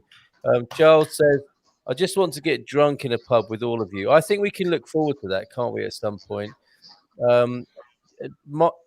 At New York Unix Guru, I think might be a friend of yours, Safaro, who's outing you as a Judas Priest fan. Eric J says, hats off to Safaro, an honest, sincere and true patriot to his country. Thanks for joining us tonight. I hope to have a privilege of meeting him someday. Absolutely. Safaro, don't you think that COVID and the internet may have a fundamental change on the pull of the cities? That's a really great question, and I think that is part of the little reset, frankly. Safaro is going to be a great asset to our community. We should feel fortunate he has found us. Yes, I agree. It's great to have you here among us, Safaro. I don't know if your line is repaired. Eugene, you got a comment? No Eugene? comment. Oh, sorry, I thought you were giving me the finger there. Okay. Eugene, is the doll alive? Very funny, Charles. Must be on Unfortunately, no. Okay. I've got to, well, we'll see. We'll come back to Safaro because there is the really good questions that Charles has been asking. This is the big one for Safaro. What does Safaro think would best help the people of Portugal? I think that's a pretty good question. But we did have some things to tie up. I think I'm going to finish at 1. I'll leave anyone who wants to join in for a lockdown and talk to these fine gentlemen. I can leave it open, but I'm gonna go in 20 minutes. But I've got some things to share with you to answer some earlier questions. Whiskey. Ree was asking about whiskey. Yeah. earlier on. Let me see if I can share this with you. There are whiskey tasting experiences in Lisbon. Look at this. Here's one of them. Whiskey tasting in Lisbon. That's a fine site. I could down that right now. And this is part of activities in Portugal. This is obviously a business running it, but that sounds like a great night, doesn't it? In Lisbon, whiskey tasting. If it was a rum taste, it'd be okay, Carl. We have to go to the Madeira for the rum tasting. I think we should also put on our list. But look at those whiskeys you can taste there, those single malt. Fantastic. Carl, your voice is cutting off. Oh, is it happening to all of us tonight? Okay. Let me tell you then. Let me share a screen about Marmite next. Did you hear that? I heard that one. Did you hear that? Okay. Yeah. So this is your fault, Don't be Frank. fair, our shoes. Blame the Canadian. Blame the Canadian for everything. They don't get blamed enough for stuff in the world. What? So, Marmite? yes, this is for you. How is Marmite made? It is a dark yeast extract bread made from concentrated yeast extract. This is from their very own FAQ page, which is a byproduct from brewing beer. And look, Okay. almost the same part of No. Mary. Owen, the reason why I asked that one is because I just did not understand the fascination of Brits and Marmite. And that's why Frank, I don't get it. I don't get it. You know, I always thought Marmite was black suntan cream.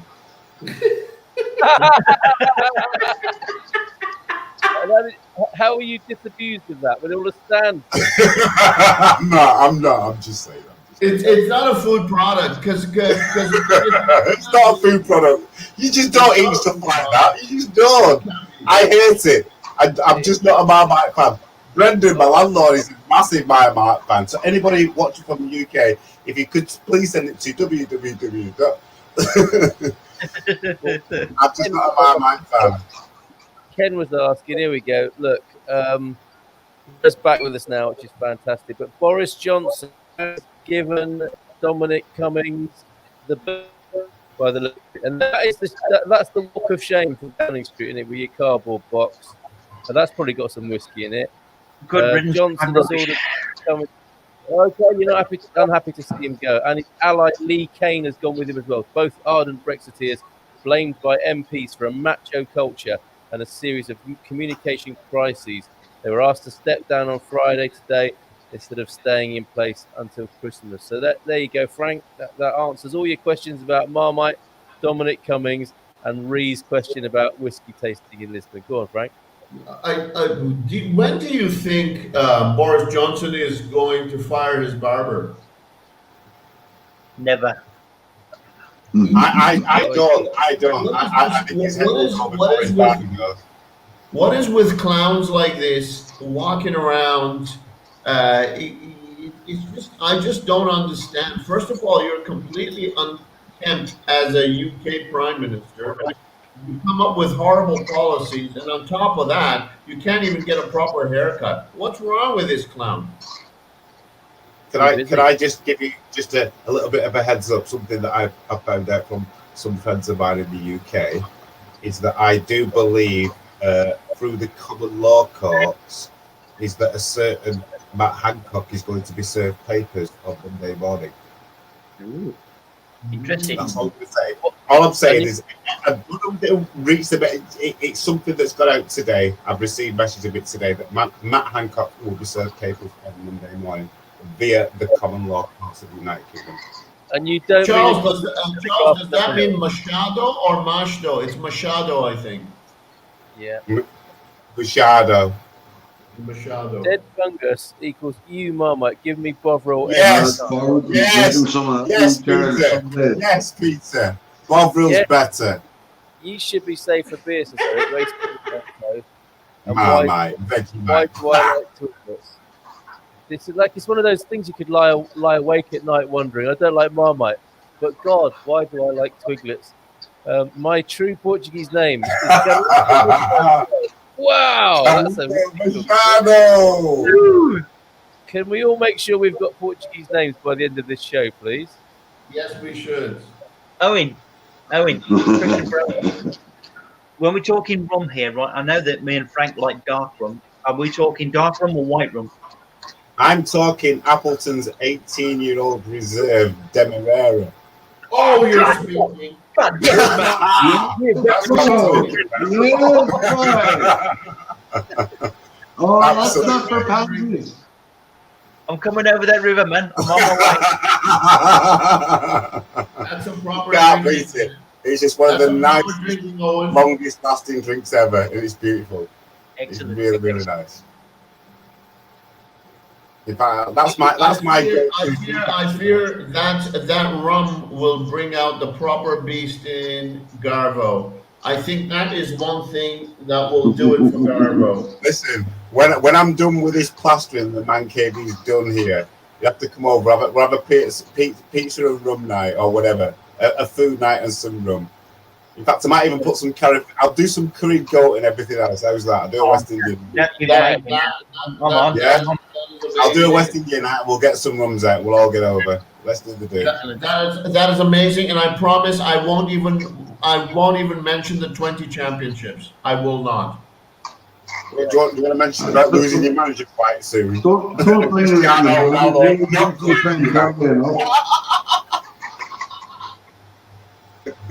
Sorry. Won't talk football. It's the international break. But hang on. In fact, I will talk football, Frank. Come on, son. Come on. With the English Premier League at the moment, a lot of the top clubs, in particular Liverpool and Manchester City, obviously, have been talking about bringing back in the 5th substitution, having 5 substitutes. Now, regardless of where the teams lie, because it is, I'm going to say now, nobody is going to expect the winner of the Premier League at the end of the season. Nobody can win on it. But what I'm saying is that with the COVID and everything else, I think it would be more relevant to use the 5 substitutions. And purely because of the fact is because if national teams want to keep their teams national, is to use their academy and the younger players. So as far as Premier League clubs and higher league clubs are concerned, Benfica. Yeah, thank you, Benfica, for the last 4 players that Manchester City have had. Yes, love it. But do you understand what I'm saying? If they can have the opportunity to use 5 substitutes and use the academy players, then it's bringing on the youth players. What's the come on, Owen? What's the hate with Benfica, man? I love Benfica. Benfica have supplied Man City some brilliant players. Look at our goalkeeper. Look at Bernardo Silva. I'm not complaining. I love Benfica. I'm in Portugal. You should be very faithful to Benfica. The thing is, I'll tell you, the 5 substitutes is a very good idea. Sorry, Carl. We're going to do 2 minutes of football, and then we'll move on from this. It's the 5 substitutes is amazing. I think it's a very good idea. However, this should not just be a COVID solution. It should be an every year solution. The other thing being is that I don't believe my team is going to do anything, put any dent into any teams this year. Anytime soon. Anytime soon. Is the word and neither will Liverpool. I think you're going to see a new champion this year. Do you know what? I think we're going to be very surprised at the winning of the Premier League. Yes. Very surprised. I think it's going to be a new champion in the Premier League, and I think it will be a very different, amazing season. We have not seen seasons like this, but I think it will be amazing. I'm going to say, go ahead. Juventus will not win the Champions League. Therefore, Cristiano Ronaldo will go to United. However, in January, Manchester City will welcome Lionel Messi. I'm telling you now. So I think it will be exciting next season, not this season, next season, because I think things will change and the crowds will be much bigger in the stadiums. That's my prediction. Well, it will happen. And one thing, the important thing, I think, as the show is ending, I think the more positive thing is that we all want to go and see football in the stadium together. Hopefully, all the Man Cave folks should be able to go together. I want to go and see a game at Anadia because the thing is, it sounds like their team at some level is a football team, regardless of whether they're in the third division or fourth division. It's something that needs to be supported. And I think that we should all go to Porto to watch a game together as well. Maybe Safiro can come with us. Maybe Are you busy tomorrow afternoon, Frank? Are you busy Pardon? tomorrow afternoon? Are you busy tomorrow afternoon? It's with Neil. No, He's I am changing not busy. For you, brother, I'm never busy. You know that, right? Tomorrow afternoon is Manchester City ladies versus Manchester United ladies, and it's live on BT Sport 1. Yeah, I'll watch that. It'll be very interesting. Well, how many? Like, what time is the game at? I think it might be a 12:30 kickoff. I'm not too sure. Okay, I'll make sure. I'll make sure to watch that. I think that the ladies' game needs to be supported as well, since we've got ladies watching this live Well, broadcast.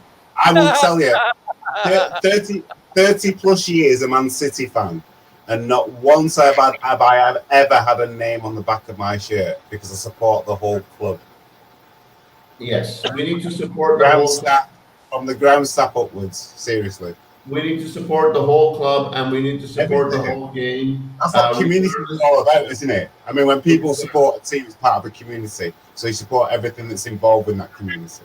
That's what it's all about. Whether you're red or blue or whatever it is, you support your community. I'm with you, brother. All right, we've got Safiro, you're back, brother. That's my laptop had a little bit of a hissy fit, so I was punching him to work again. Did you have Vodafone, Safiro? Do you have Vodafone? Oh, come on with a Vodafone. No, I don't use Vodafone. I use NOS, which is the internet provider. I bought me over it myself. Yes, but I'm not very happy with them because they made a recent change to the TV box that we use, and they changed the license agreement that we have to forcefully accept just to have access to the box and the recordings. So I'm a little bit pissed off at them. Oh, really? There's no one's happy with their networks in Portugal. Although a lot of Brits like the sound of Nosh, but that's another matter. Well, it's not nitrous oxide, so it doesn't do anything. Well, we're so glad you joined us tonight, Safaro. I think we're going to make, sorry to use the word curfew, but we'll make 1 o'clock in the Lisbon time our curfew. That doesn't mean the party's got to finish. Anyone who wants to jump on and be in the lock-in afterwards, off air, you're welcome to do that after 1 o'clock. But we'd love to hear from you. I mean, Charles asked you a great question about. I'm sorry, I didn't answer him, so apologies. No, but I mean, you're here now. You're here now. What's the best thing the Portuguese government could do for the Portuguese people right now? And I guess that might include the COVID measures, but more, in a bigger picture, economy. Yes, regarding economy, the thing is, the Portuguese government has a tendency that when it makes agreements with companies outside of Portugal to come in to try and boost our economy and provide with jobs, usually the Portuguese government has a tendency to implement some regulations that are not that freely for the companies that want to come in at the longer term. So that is a bit of a prejudice to us. So Yes. When we, as a job searching people, want to apply for a candidature in a job, usually the jobs that are offered or are available to us usually ask for a master or bachelor's degree. So most of the people that want to apply for it don't have access.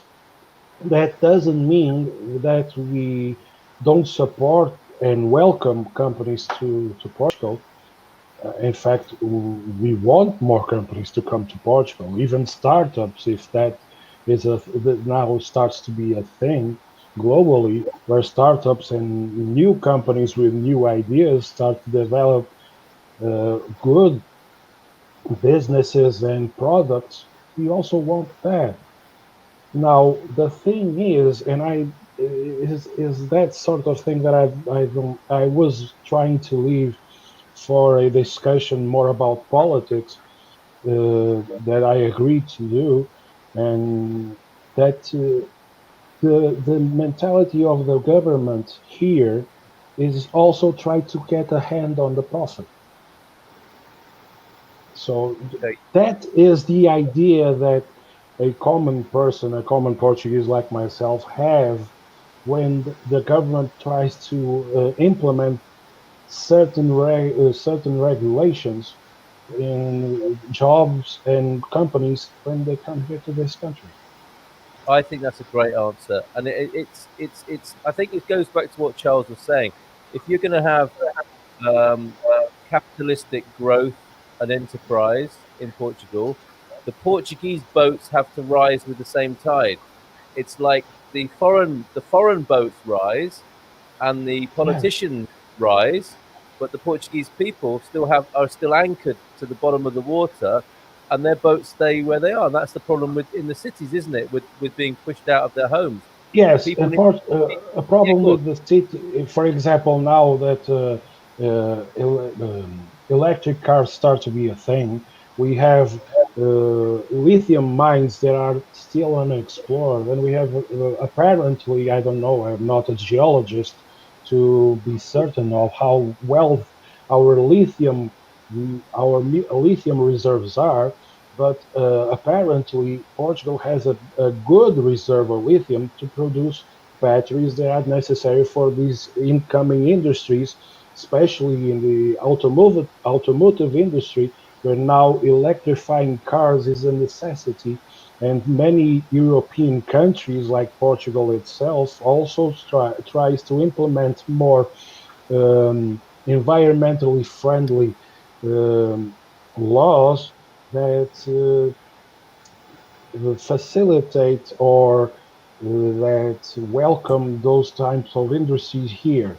The thing is that the way that Portugal politicians and government opened uh, applications for exploration of lithium here is a little it has been controversial because, for example, the title to the company that won the application or the conquest, not conquest, the concourse to have the rights to explore was created 2 weeks before the openings of the applications, so that it was a bit of a something is not right here.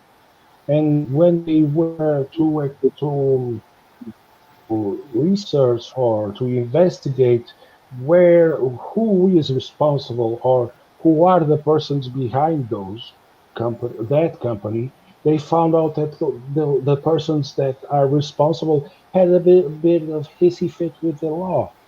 So Yeah, that doesn't put exactly the Portuguese government in a good faith with with the Portuguese people, yeah, even though Portuguese have a tendency to be a a little bit like the Americans. They have a tendency to always vote on the same party, yeah. which is a little bit that's a little bit of rant that when the time comes to discuss Portuguese policies, I will rant a little bit more about it.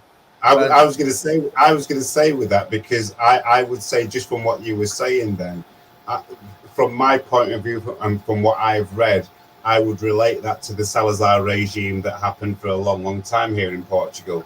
And because of the I'm not going to say leadership because that's the wrong word, but the hold that he had on the Portuguese people led them to believe that what the government was saying was true. Would I be correct? That's Not exactly. The thing is, and I'm not a conservative in all the matter when regards to policy.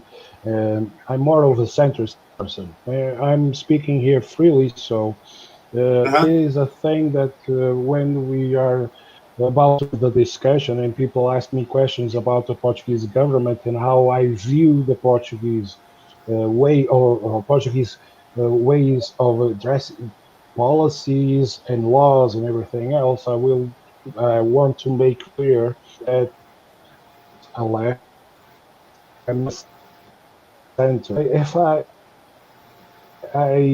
see to criticize left, I criticize right, and I have a tendency to criticize center because to me, all the 230 deputados that are present in our Republic Assembly, to me, they are not doing a proper job. But that I like, as I like opinion regarding the laws since 1974, since the day of democracy, so to speak, because the republic has been way before. I think we're losing If I'm not Safaro. mistaken, Yeah, the I implementation of was the going to say on that, Stefano. Sorry, republic is that it's just with that. I mean, it's just from the things that I've Salazar, read these Portuguese people, that Salazar did. sorry, I think yeah, you we're must have losing just you there, caught me mate. then. I think you must have just caught me then. It Yeah. wasn't. That was not an attack on the Salazar regime and everything that's happened in Portugal. Obviously, it's the things that I have read. But as I know, over the past 8 or 9 I'm months, not I've probably I'm been heard sorry. about. It must be my Yeah, laptop It must be connection. Carlos Maybe it won't. Monsiu's fault. Thank you. Yeah, well, I've got a production manager offer. Charles is going to be production manager. That is going to be great. I there you love it. go. Everyone's got a Portuguese name tonight. Look, Peter Bleach is No, Pedro no, Blanco. no, Pedro no. Blanco. Yeah. I like to when We've lost him, haven't we? He's He carrying on. will. Yeah. He's gone Coming here or in and something. out. Your man Rui Pinto is the one you're talking about there, Charles. I'm gonna pull the plug now, and it's amazing. This is true. What Eric J's only 3 hours, Carl. Man Cave just keeps getting on better and better every week. Thanks to all. Can't wait for next Friday. Have a great weekend. Very sweet of you, Eric. Thank you, brother. Maybe time is catching up. So maybe we will become a national show. Did I We mention will. that I'm talking to the British ambassador this morning? I'm moving in some big circles now, fellas. So Hey! we will leave that. Look, Rizinho, good night to you. You've been a star with us all this time. Next week, yes, we will tell you about Christmas. That's a morning show thing, I think, Ree. So keep tuned to the morning show. So we'll definitely yes, about Portuguese, we usually gather the family, and this is to be very quick answer to the Christmas. I saw it, but I thank you, Safari. Yeah, didn't go on. have the time to Finish answer. that, I'm please. answering now. If Go on. Yeah, for sure. yes, I will go back to Salazar. Regarding Christmas, it is a very Portuguese have a tendency to gather the family. A lot of people go to one house and celebrate Christmas all together. Cousins, brothers, sisters, father, grandfathers, Exactly. usually all gathered up in one house. Preferably, the bigger the house, more family is in it. But Yes. that is always has been a Portuguese thing, I think. I don't know the tradition outside Portugal regarding Christmas, but for personal experience, has been my parents, my grandparents, my Oh dear. my uncles, all We're celebrate losing you, Safaro. the New We'll have to get Year's you back to talk about Christmas and and Salazar after as meeting if dinner. that were if that were a combination. We'll leave it there, folks. You've been amazing. Thank The you, audience, guys. We'll fellas see on you. Thank you, Take